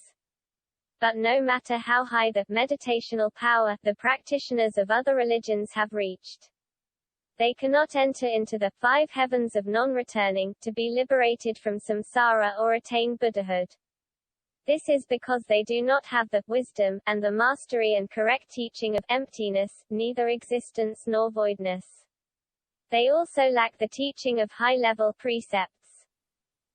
Therefore, if you can observe the higher-level precepts, it means that you have the wisdom to observe them.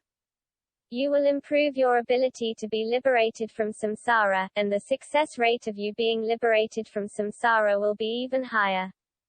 You can even attain Buddhahood. It depends on how high the level of the precepts you observe. The precepts I am observing are already of the highest level, even including those of the great perfection. I have received all the precepts of the highest levels. When it comes to receiving the precepts, it is not about how many kinds of precepts you have already received. It is about the level of precepts received, not how many kinds of them. Okay, you must keep this sentence in mind: one cannot be reborn in that pure land if they lack good roots, virtuous merits, causes and conditions. The virtuous merits are very important. So, how do you accumulate virtuous merits? You've told that good roots require the precepts. You've also said that virtuous merits need precepts, as well. What else can help me accumulate virtuous merits faster? Yes, there is. I have told you that before. The Diamond Sutra says, there may arise in a single thought of pure belief. If you can give rise to pure belief in any sentence of the Diamond Sutra, it means that the Buddhas can see you. And you can gain immeasurable virtuous merits. What are the benefits of gaining immeasurable virtuous merits? The benefits are great. For the relevant explanation and the underlying principles, you can refer to the 11th episode of the Compassion series. What are the benefits exactly?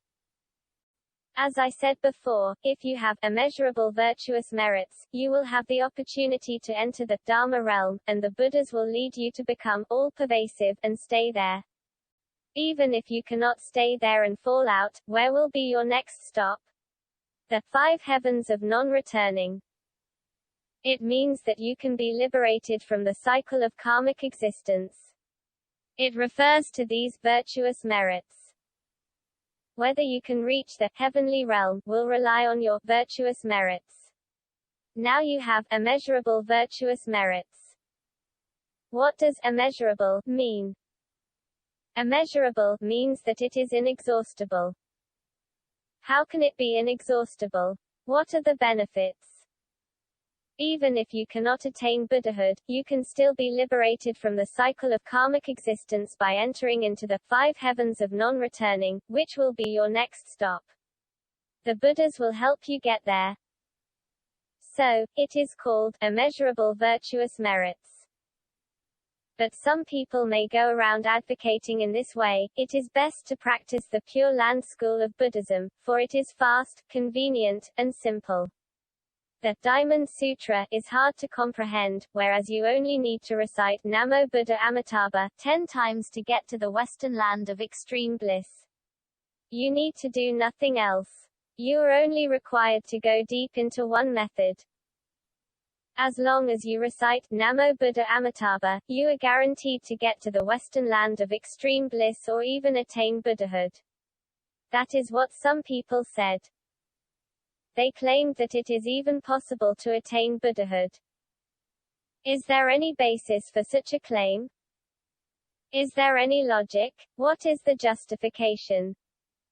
If there is no evidence that these claims are correct, and you only follow this method to practice the Holy Dharma firstly, will it result in everyone fail being saved? Because you guarantee this method to be successful, but it does not, and it will never work at all. None of these arguments is logical and analyzable. But everyone believed in you and followed you, thinking that they would succeed by only reciting Namo Buddha Amitabha 10 times. Then they will fail being saved. In addition, if you keep on propagating these methods, will you cause sentient beings to give up the Dharma practice methods that can really help them?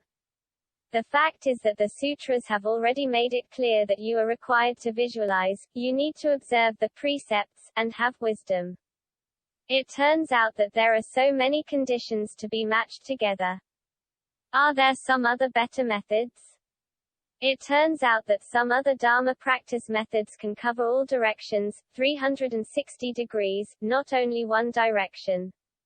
However, if you keep telling me, reciting Namo Buddha Amitabha is the best and simplest method, and it will definitely succeed. There are no other methods as powerful as it is. Then these people will not know there are other methods. So, will you cause the true meaning of the Buddhist Holy Dharma to be distorted?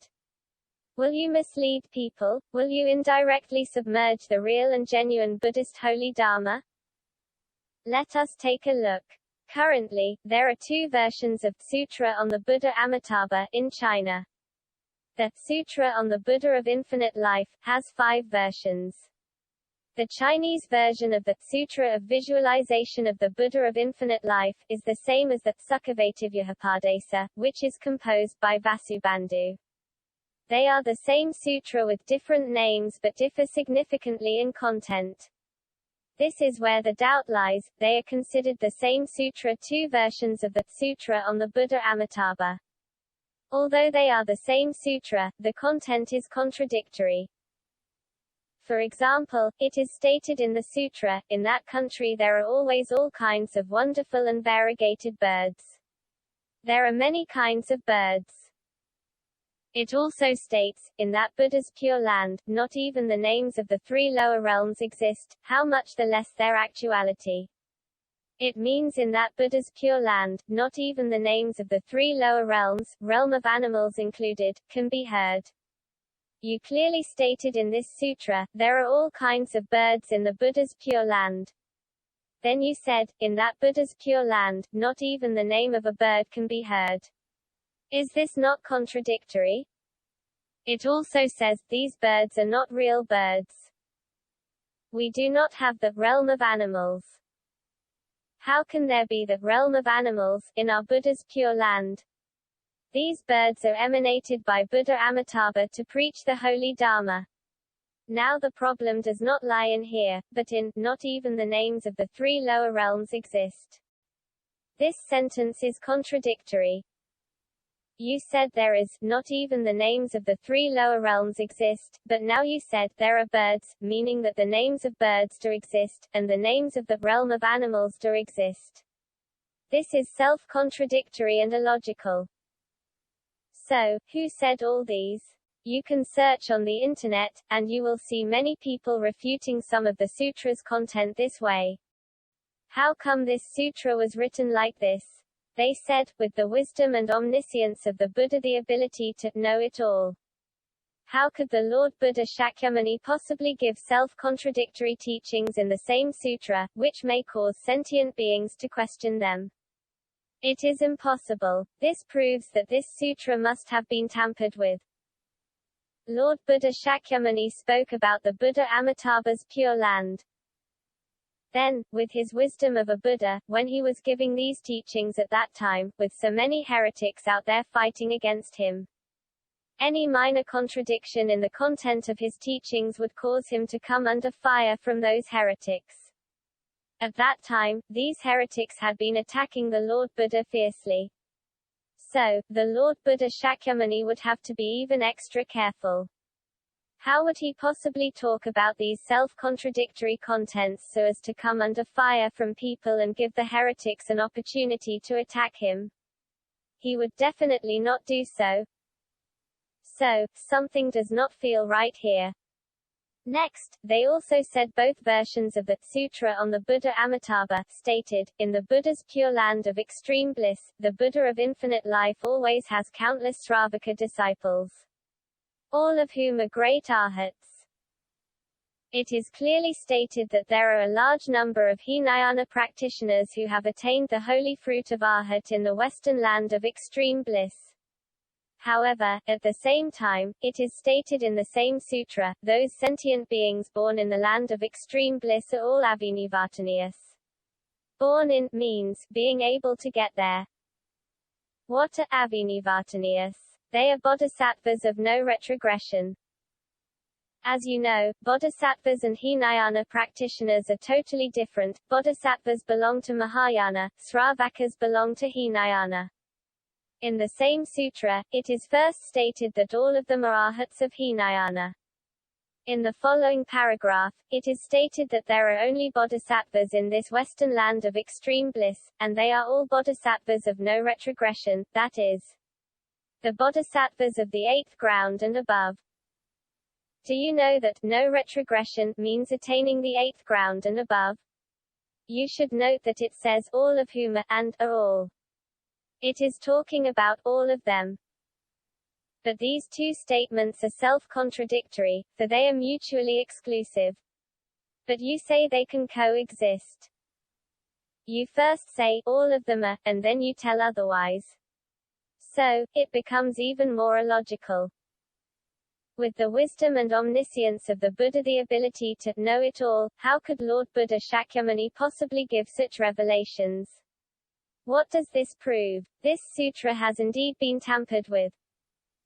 Additionally, both versions of the Sutra on the Buddha Amitabha state, anyone who hears Buddha Amitabha and recites his holy name, without any disturbance of thoughts and inversion of the mind, for 1 to 7 days, can go to the western land of extreme bliss.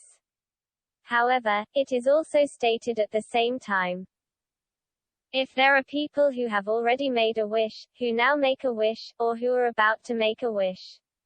Suppose someone has made a vow in the past, present, or future, to be reborn in the pure land of Buddha Amitabha, that is, wishing to be reborn in the western land of extreme bliss. All these people will attain Anuttara Samyak Sambodhi without any more retrogression. They will have been born, be born now, or will be born in the future in that country. What does this mean? It is clearly stated earlier in the same sutra that if you wish to go to the Buddha's pure land, you need to have a very high level of meditational power. In addition, you must not lack good roots, virtuous merits, causes and conditions. Then, you also have to recite the Buddha's holy name, without any disturbance of thoughts for 1 to 7 days. Only then can you make it. Then it is stated later that there is no need for all these. As long as a person makes a wish, be it in their past life, present life, or future life, he or she will definitely attain Buddhahood. How amazing it is! Attain Anuttara Samyak Sambodhi without any more retrogression. Do you know what Anuttara Samyak Sambodhi is? It means unsurpassed, well-balanced and equally abiding, complete and perfect enlightenment. That is, attaining Buddhahood without any more retrogression, means it is impossible not to attain Buddhahood. Wow, is this for real? Sambodhi means without any deviation and regression. Only one who has attained Buddhahood can achieve such a state. Can one attain Buddhahood just by making a wish? It is stated previously that one has to slog through the Buddha's holy name recitation, and then it says there is no need for doing so now. All you need to do is make a wish. They will have been born, be born now, or will be born in the future in that country. Those who have had made the wish would have already gone to the Buddha's pure land and even attained Buddhahood. Those who are making the wish in the present life will be able to go there in this life. Those who make the wish in the future will also be able to go there as well as attain Buddhahood in the future. This passage of the sutra does not even require you to recite the Buddha's holy name. You only need to make a wish to be reborn in the Buddha's land.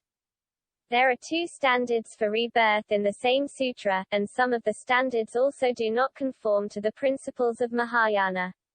Lord Buddha Shakyamuni provided consistent revelations in many sutras. He would talk about precepts, meditational power, and wisdom, in each of the sutras. He would definitely mention them. He would definitely tell you that if you wish to succeed in your Dharma practice, you need to meet these and those requirements, all of which are related to these 3 things: precepts, meditational power, and wisdom. It would be as clear as I have analyzed before. He would not suddenly say, there is no need for all these, or, there are no requirements for no reason. He would not say like this. This is because even the Lord Buddha Shakyamuni himself was subject to the law of causes and effects. In order to save sentient beings, he would definitely teach you how to avoid and deal with the law of causes and effects. How could he possibly say something against the law of causes and effects? It is impossible. One only need to make a wish without practicing the holy Dharma. There is no way that this is what Lord Buddha Shakyamuni said. This is very different from his usual teachings. So, these statements are all self-contradictory and illogical, and the standards for rebirth also do not conform to the Lord Buddha's consistent revelations. Therefore, these are all fabricated statements. Which sentence is true? There is a sentence in this sutra, Sariputra, one cannot be reborn in that pure land if they lack good roots, virtuous merits, causes and conditions. This sentence is true. To attain Buddhahood, one needs to grasp emptiness. This is told by Lord Buddha Shakyamuni, as stated in the Heart Sutra, and the Diamond Sutra. You must not abide in notions to be able to enter into the Dharma realm, to attain Buddhahood. You will not succeed simply by making a wish. This is against what is stated in the Heart Sutra, and the Diamond Sutra, as well as against all the consistent revelations by Lord Buddha Shakyamuni. This can already prove that this sutra has indeed been tampered with. With the wisdom and omniscience of the Buddha, the ability to know it all, it is impossible to have such a revelation. This proves that they are fabricated. The sutra also states, Sariputra, if any virtuous man or virtuous woman hears this sutra and upholds it, and hears the holy names of all these Buddhas, these virtuous men or virtuous women will be protected as well as be the ones all the Buddhas are ever mindful of. And they will all attain Anuttara Samyak Sambodhi without any more retrogression. It repeats the same thing here. It says, whether it is a man or a woman. It is stated very clearly here that no matter it is a man or a woman. In fact, many Buddhist sutras also refer to virtuous men and virtuous women. As long as he or she upholds this sutra after hearing it, the Sutra on the Buddha Amitabha, they will all attain Buddhahood. Again, this is impossible. You can attain Buddhahood as long as you hear the holy names of some Buddhas. I also wish that it could be that simple. Both versions of the Sutra on the Buddha Amitabha provide guidance as to recite the Buddha's holy name without any disturbance of thoughts for 1 to 7 days. They never clearly specify that one must arouse the supreme bodhicitta. That is, one does not have to resolve to attain the supreme bodhicitta, and say, I want to attain Buddhahood. There is no such provision. For anyone wishing to be reborn in that country, this means anyone who wants to be reborn in the Western land of extreme bliss. He or she does not need to arouse the supreme bodhicitta. He or she only needs to hear the holy names of the Buddhas, who will then arouse the supreme bodhicitta on behalf of this person and practice the holy Dharma in order to attain Buddhahood on behalf of this person. This is totally illogical. Think about it and you will understand. You will know that this is impossible. So, you will find that many parts of the whole sutra have been tampered with. All of them say one can attain Buddhahood without realizing emptiness. Therefore, it is enough to prove that with the wisdom and omniscience of the Buddha, the ability to know it all. It is impossible for Lord Buddha Shakyamuni to make such remarks that are self-contradictory and against his own previous holy Dharma teachings. This proves that the sutra has already been tampered with. Let us look at the Sutra on the Buddha of Infinite Life. It has 5 versions with different contents. Similarly, they are all contradictory to each other and illogical. With the wisdom and omniscience of the Buddha, the ability to know it all, it is impossible for Lord Buddha Shakyamuni to give such revelations. Therefore, it can be proved that some of the contents of the 5 versions of the sutra are different from each other, and you do not know which version is true. Then, even if some of the contents are the same, you will find that they are contradictory. Let me talk about the Sutra of Visualization of the Buddha of Infinite Life. All the 3 sutras of the Pure Land school of Buddhism have the same problem. The Chinese version of this sutra covers the first 13 of the 16 visualizations on the Buddha Amitabha, emphasizing that you must visualize to obtain the meditational power as well as observe the precepts. Only then can you get to the Western land of extreme bliss. This statement is correct. So, the first 13 visualizations are correct. However, the 14th to 16th visualizations start to talk nonsense. You can clearly tell that they are completely different from the sections of the first 13 visualizations. They are described separately. It is obvious that they were added later. Moreover, it says that one only needs to observe low-level precepts. It even says that in some circumstances, you do not need to observe any precepts, nor do you need to repent when violating some major precepts. Yet you still will be able to be reborn in the Western land of extreme bliss.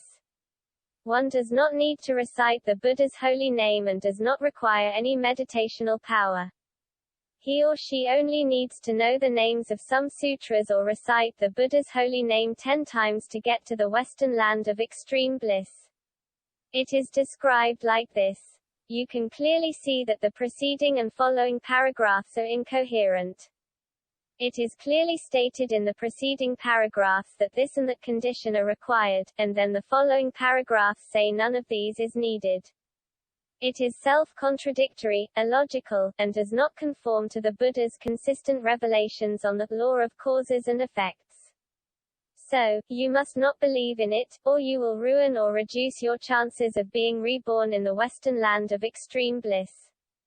As you see, you must know how to analyze when reading a sutra. There are already so many contradictions in the content from the same sutra. If you compare the 3 sutras simultaneously, you will find many more contradictions. And there is a lot of content that simply does not conform to the usual standards of Lord Buddha Shakyamuni's Dharma teachings. Many people said that one can easily be reborn in the Western land of extreme bliss by just reciting the Buddha's holy name without paying attention to other Dharma practice methods. Some even said that one only needs to make a wish without reciting the Buddha's holy name to be reborn in the Western land of extreme bliss, and that also means that one is able to attain Buddhahood. They said all these are made possible through the blessings of the great Buddha's power.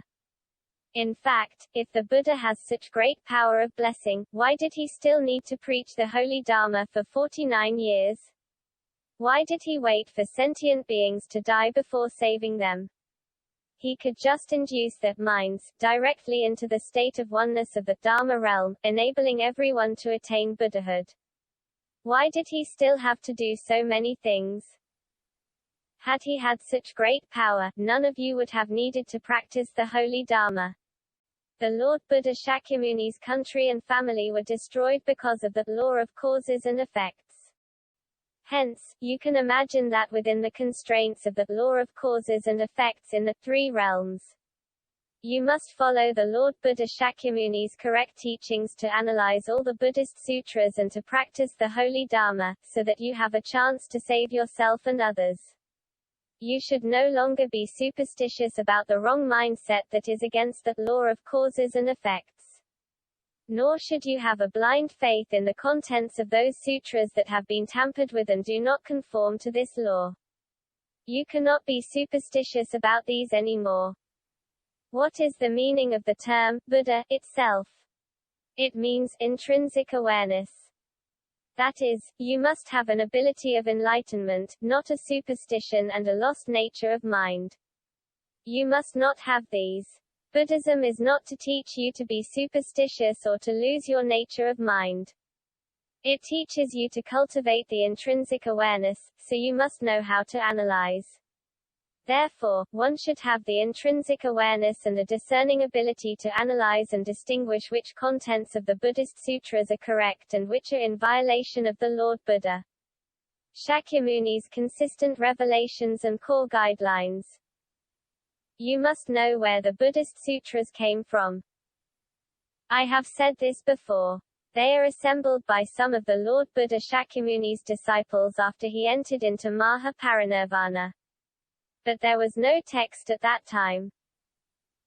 So, in the first 500 years, people had to recite them by heart and pass them on from generation to generation.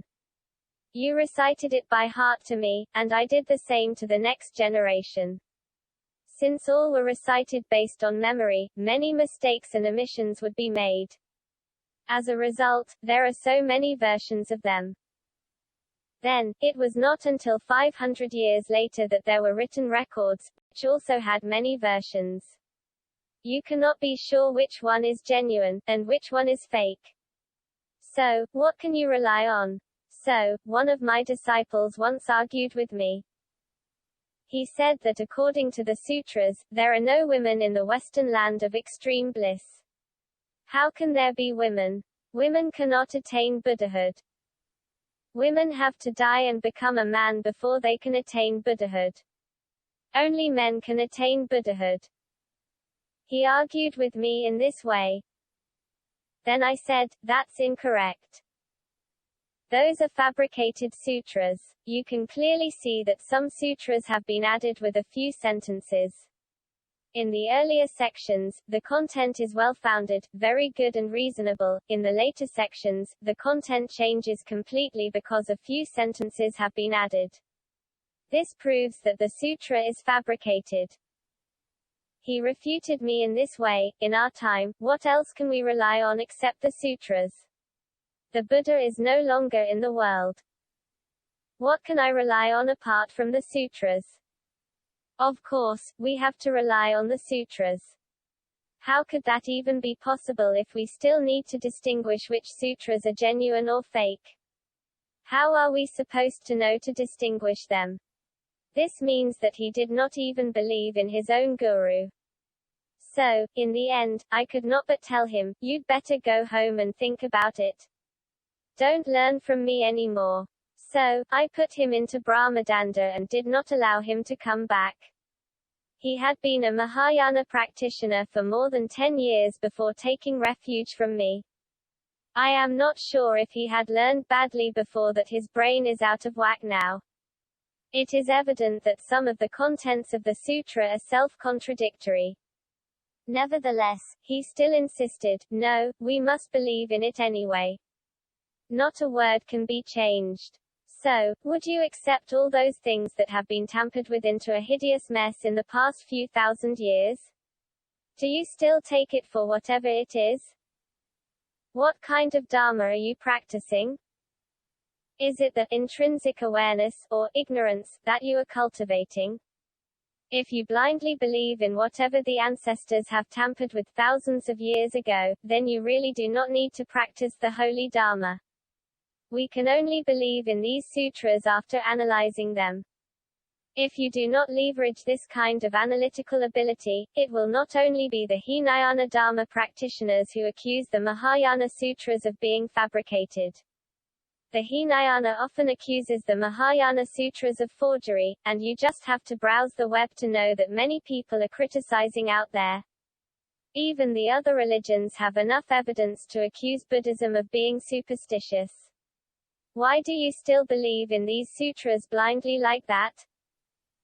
Therefore, you must remember that if you want to make contact with Buddha Amitabha or the three saints of the West, they are at the highest point of the heavens of the form realm. If the method you use is the simplest and slowest, the speed of sound, you will need a very high level of meditational power. You have to maintain it for 1 to 7 days without any disturbance of thoughts and inversion of the mind. That is why the success rate is very low. Some people argued, I've seen many successful cases. I've seen Buddhas and Bodhisattvas come to pick them up. I've smelled a strange fragrance all over the room. Are these scenes real or fake? I can tell you that most of these are fake. It was not the real Buddhas or Bodhisattvas who came to pick them up. The reason is that these are all the projections of our own minds or the ghosts from the realm of hungry ghosts taking the form of Buddhas and Bodhisattvas to pick you up.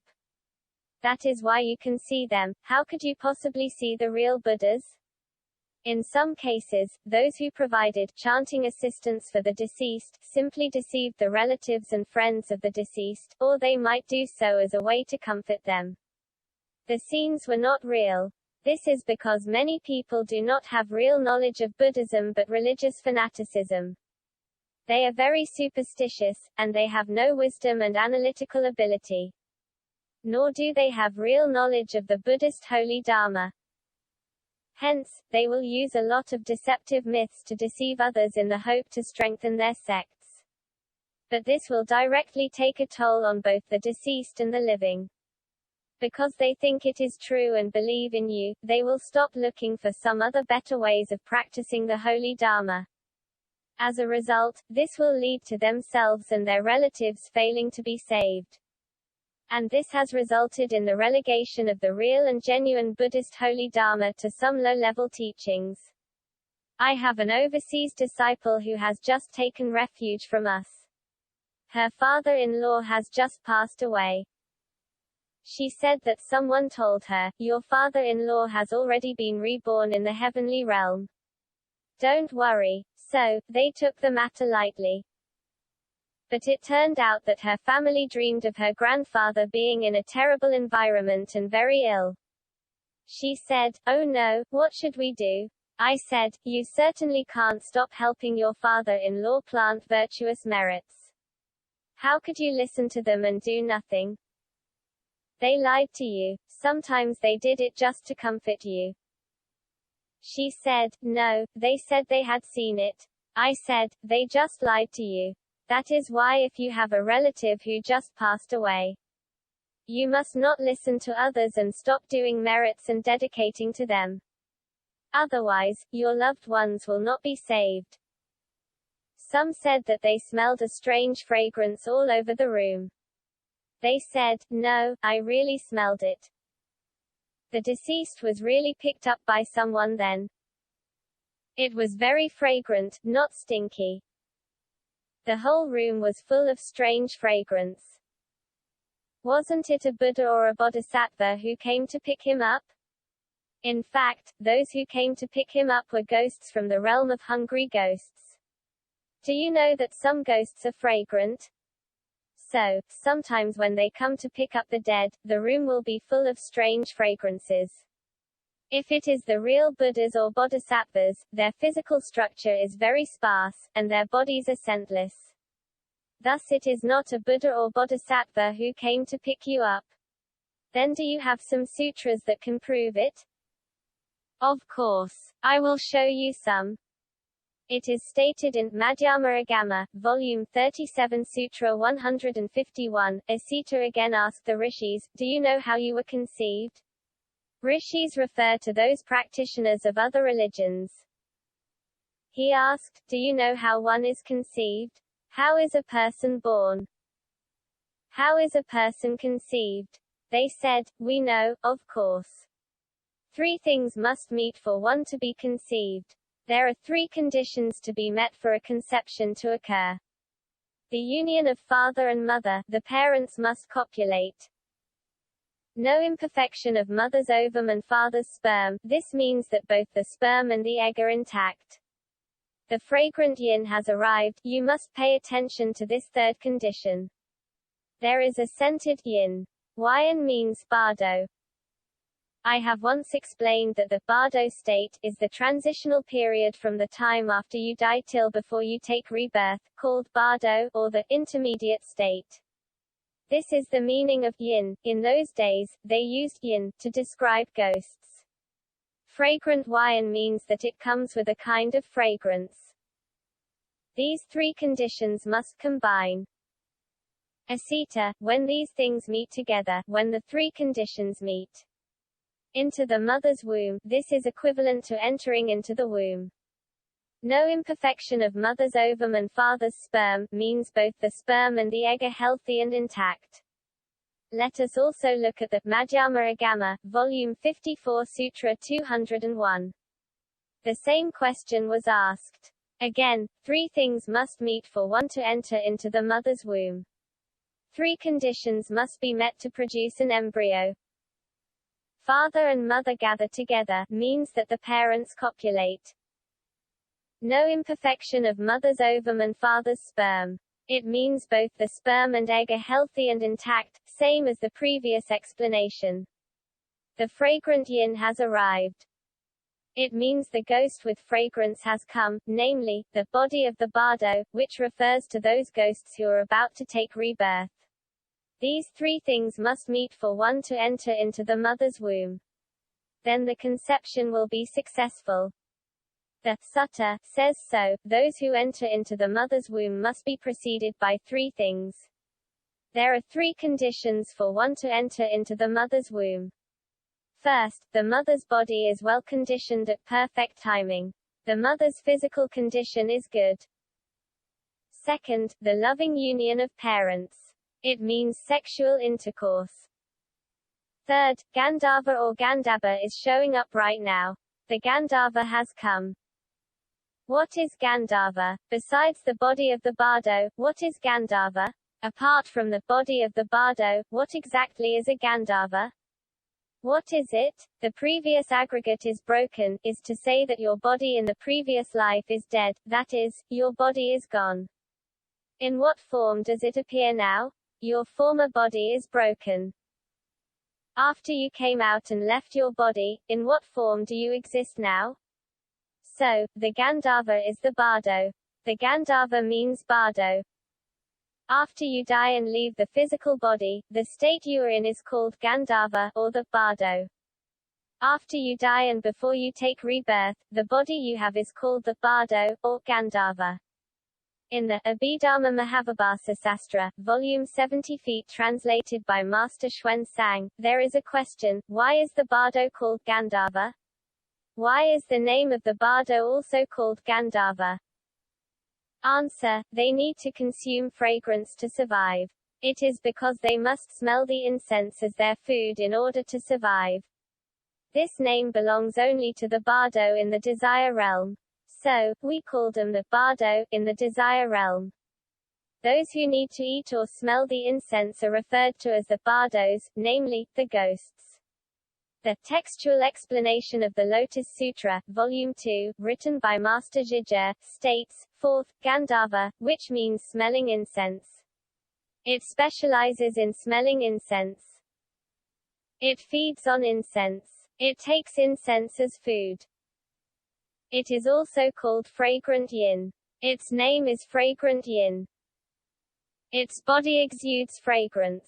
Its body will emit fragrance. It is the god of music of the King of Heaven. Those who are more senior can be the god of music of the King of Heaven, that is, they play music exclusively for him. Fa Hua Yi Shu, or Annotations on the Meaning of the Lotus Sutra, Volume 1 by Jizang Chia Xiang states, Gandharva, the so-called fragrant yin. Gandharva is called fragrant yin. Smells the fragrance in the void. It smells and feeds on the incense in the empty space.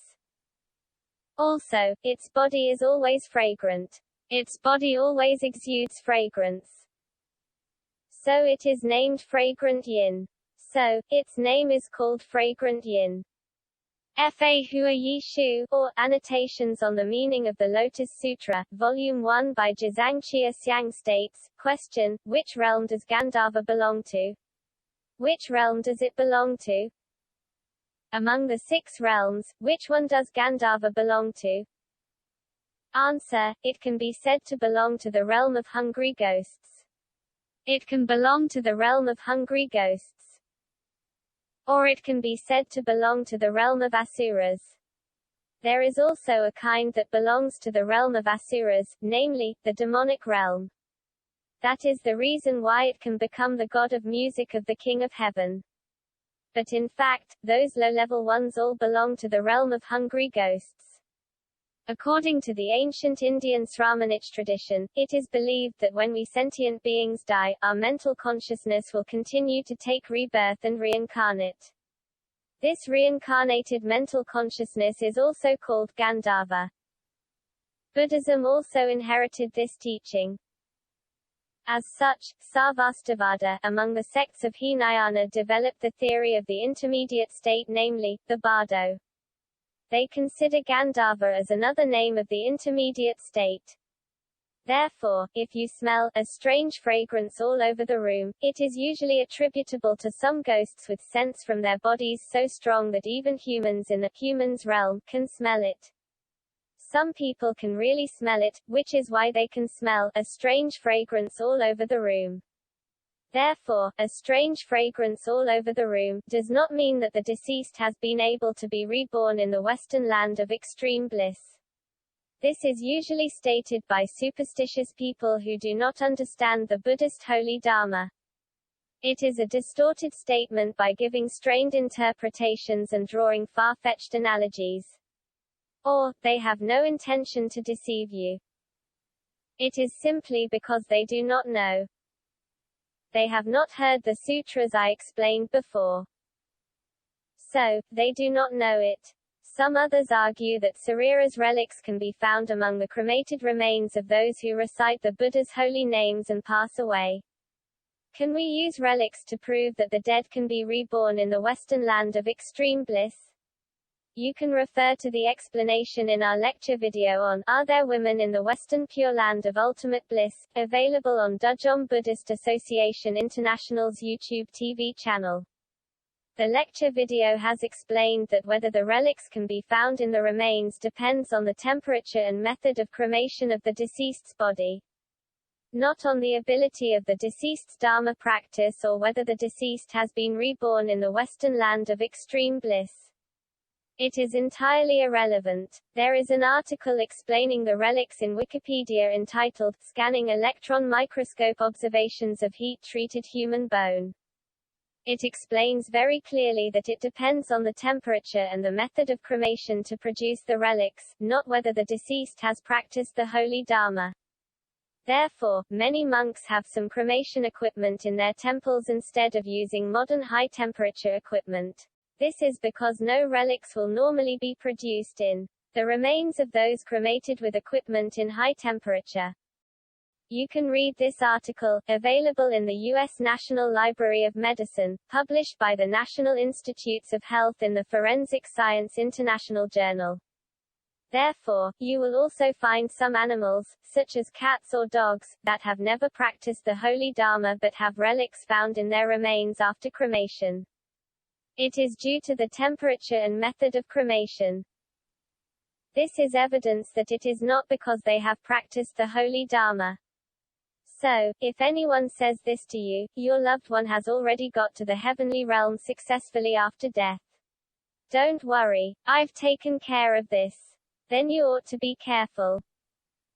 You must ask about the relevant details. The devil is in the details. What should you ask? For example, the details of the images he has seen, such as the image size, color, motion, luminosity, etc. After you have heard the answers, you will know that most of them are fake. This is because the real Sambhogakaya Buddha has to reduce their energy while descending from the Akanistha to come to you. If it is a Sambhogakaya Buddha, their luminosity is invisible to the naked eye. You can keep an eye out for some cases.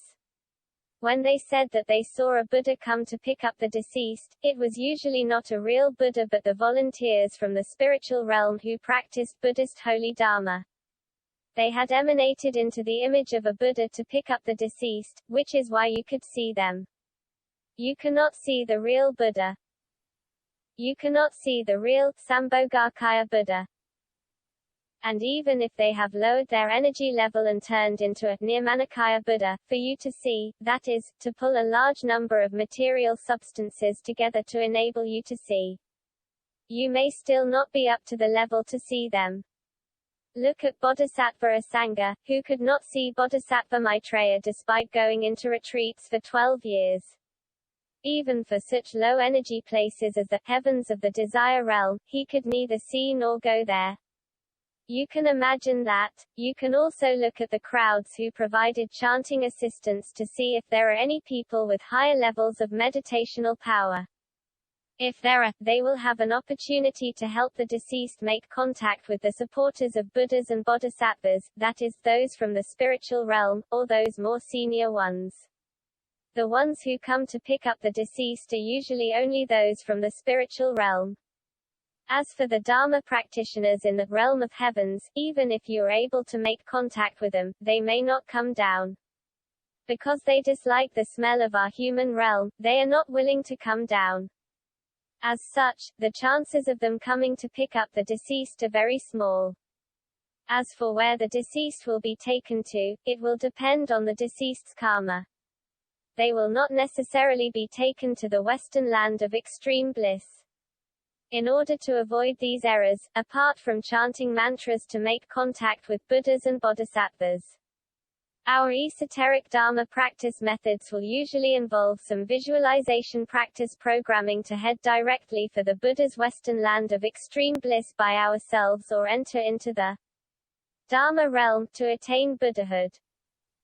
However, the requirement for the precepts will be even higher. Most of today's esoteric Dharma practitioners do not observe the precepts. So, they must be unable to go there. The chances of them getting to the Buddha's Pure Land are very slim. Because they randomly visualize the images of some wrathful deities, while their nature of mind does not observe the precepts and is arrogant. In other words, they are not yet up to the standard.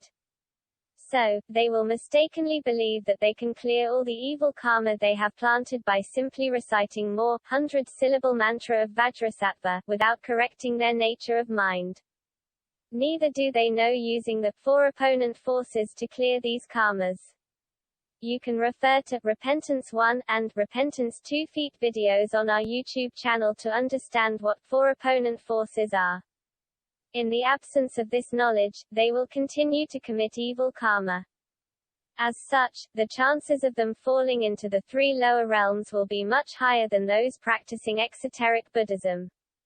For example, if you randomly go to receive empowerments, or indiscriminately confer empowerments to others, you will have violated the precepts as stated in the Buddhist sutras or tantras. What are they? It is clearly stated in the Avatamsaka Sutra that a Dharma practitioner can only be empowered when they have attained the 10 noble abodes in their Dharma practice. Only when their nature of mind has reached that level can you confer empowerments to certify that they have achieved that level. If their nature of mind has not yet reached that level, and you transmit some Dharma practice methods to them, they will screw up and violate many precepts. As a result, this will lead to their downfalls. So, if you certify them this way, that is, conferring empowerments to those who have not achieved the 10 noble abodes, just like issuing false certificates indiscriminately, you will have violated the precept of transgression on the overstepping of the holy Dharma. Both the person who confers the empowerment and the person who receives the empowerment will have violated the precept of transgression on the overstepping of the holy Dharma. It means that you have crossed that boundary, for you are not yet up to that level. What will you have also violated at the same time? You will have also committed the sin of deception. Both are about the guru deceiving something. There is also a violation of the 7th downfall of revealing secrets to immature sentient beings. This precept has made it very clear. Suppose someone is spiritually immature and has not reached a certain level in their Dharma practice, but you say they are okay and teach them some related Dharma practice methods. Then you will have violated the 7th downfall. That is, the person who confers the empowerment will fall into hell. It is clearly written here. It will lead to the propagation of the Buddhist holy Dharma falling into a superstitious field and to the decline of the Buddhist holy Dharma, thus committing the sin of slandering the holy Dharma. Some argued with me, these gurus are well-intentioned in view of so many people requesting for empowerments. You can consider these casual empowerments as blessings to them. Isn't it good to make more people believe in Buddhism? You believe it, and they also believe it, so everybody is happy. Why do you have to uphold the precepts so strictly? It is not that I want to be so strict. But if I do not, I will drive these people into superstition. They will think that there is no need to observe the precepts or practice the Dharma so diligently. They will think that they will definitely be successful. Then you will get them into trouble.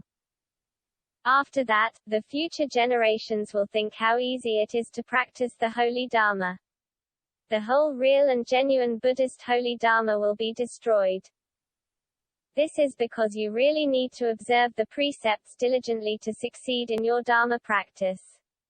Otherwise, you will never succeed. Why do you have to lie to them and make them fail? You will make future generations fail in their Dharma practice. This is called slandering the holy Dharma. What are the consequences if you do this?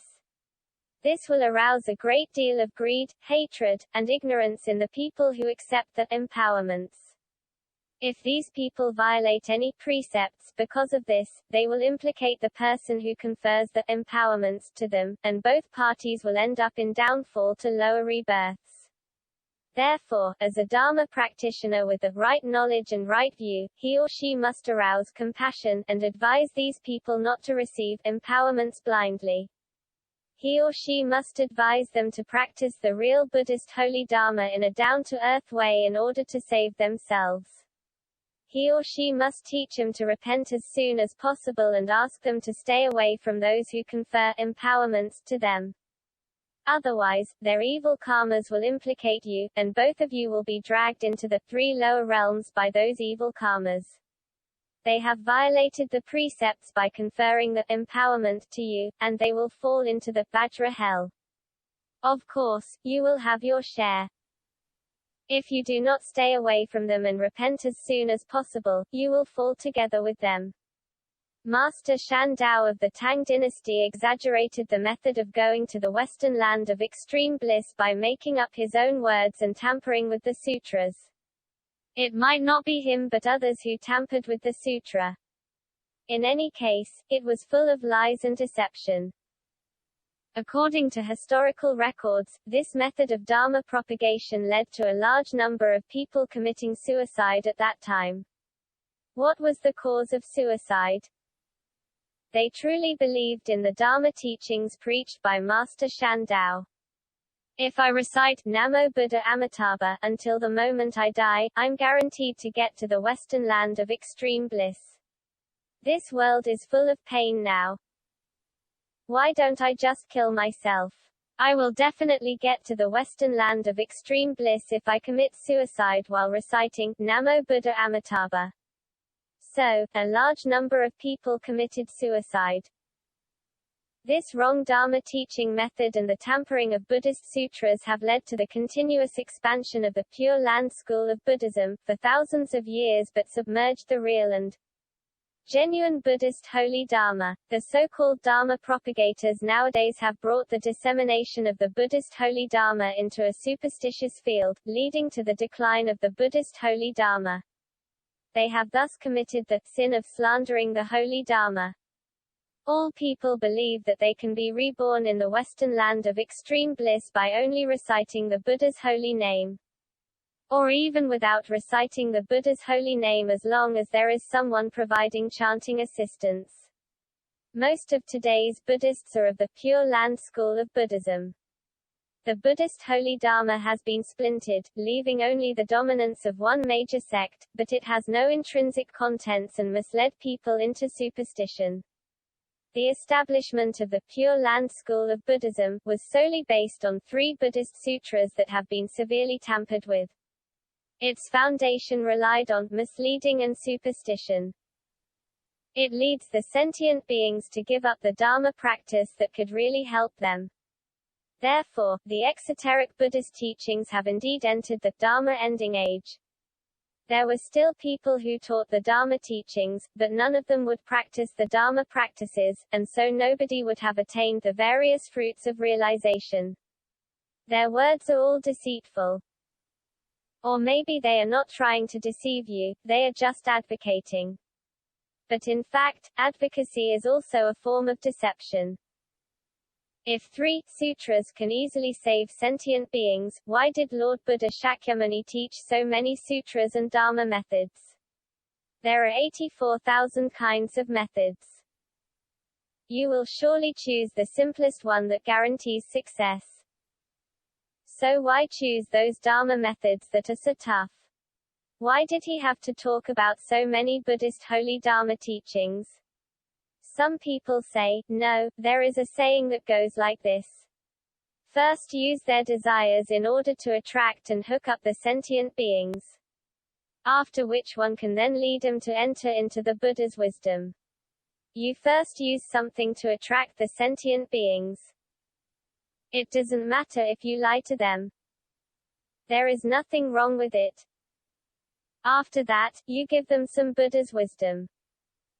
Isn't that okay? Some people say this. If you have led them or tricked them into Buddhism, but you never give them some real Buddha's wisdom, this is deception. A real deception. If you only recite the Buddha's holy name without practicing other foundations, including visualization, you cannot enter into the Buddha's wisdom.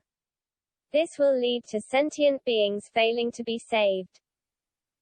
If you aim to save Buddhism, you must assist all Dharma practitioners with different ways of Dharma practice, in accordance with varying levels of precepts, meditational power, and wisdom.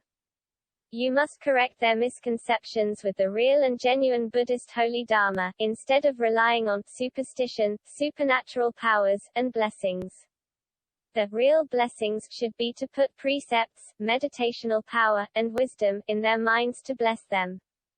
We have no intention of attacking anyone of any sects. I do not actually want to attack anyone from any sects now. In fact, when the Lord Buddha Shakyamuni was still alive, he never told you, please split up my words into different sections and use one of them to form a sect. You can set up individual sects of your own to preach my Dharma teachings. He never said this before. When did he ever let you splinter his holy Dharma teachings? Right? I do not want to attack anyone.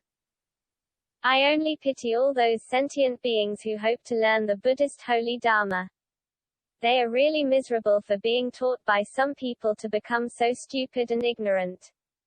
I do not want them to continue to be misled by the teachings which have been wrong for more than 1,000 years. Enough is enough. I think they should stop. The sentient beings will never be able to reach their destination. You will cause these sentient beings to never get to their destination. Is it not extremely cruel and selfish of you to do so? I hope that all Dharma propagators make preaching the real Buddhist holy Dharma their priority. Their aspirations are all about sentient beings, not strengthening their own sects. Please be clear about this. Otherwise, the Buddhist holy Dharma will be distorted and destroyed in disguised form. Buddhism should not be splintered into different sects. A sect should not be formed based on only 1, 2 or 3 sutras. If you do this, you are taking things out of context, and splintering the Buddhist holy Dharma. This is a violation of major precept. Hinayana, Mahayana, and Vajrayana are mutually connected like primary school, secondary school, and university courses. There is complementarity between each of them, just like the primary school, secondary school, and university courses we take in our worldly realm nowadays. Dharma practitioners should all learn by advancing gradually in due order, not just choosing one of them to learn. Otherwise, there will be a lot of deviations and omissions, which will make your Dharma practice more difficult and less likely to succeed. One should not only consider the breadth in propagating the Buddhist holy Dharma. You hope that the more people believe, the better. But if you do not care if they are getting real help, you are only doing them harm. This is because death is a very dangerous journey. If Dharma propagators do not provide enough teachings to sentient beings, they cannot be saved easily. Therefore, while considering the breadth of Dharma propagation, the Dharma propagators must also consider the depth of the Buddhist holy Dharma. They must provide sentient beings with the teachings that can truly help them deal with death in order to increase the success rate for them to be saved. This is what Dharma propagators should do. Therefore, both the breadth and the depth must be considered and balanced when propagating the Buddhist holy Dharma. Do not imitate the misconceptions and deceitful words of some other religions. One only needs to believe to be saved. There is no need to practice. This will delay the well-being of sentient beings practicing the Buddhist holy Dharma. This is because the other religions preach that believers will be saved, and nothing else is needed. So now Buddhism also says the same thing. At most, you will be asked to recite Namo Buddha Amitabha a couple of times. That is, you do not even need to pray. Other religions still have to pray, but you do not need to do anything. If you do not even need to recite the Buddha's holy names, it is the same as believers will be saved. What is the difference between you and other religions, then? Therefore, the primary focus and the top priority of Dharma propagators should be the essence of the salvation by Buddhist holy Dharma and the success rate of the sentient beings being saved. They should pay attention to these two things by analyzing the Buddhist sutras and explaining them to the sentient beings, so they can decide what method to use after listening to the explanations. It should not be the dominance of a sect that matters. What is the point of a sect becoming dominant? What does it matter to you which sect will become dominant after you die? You will have already fallen into hell. You will not be in the realm of heavens. What are you doing so many things for? Instead of harming yourself and others, it is better to teach sentient beings the truth in earnest.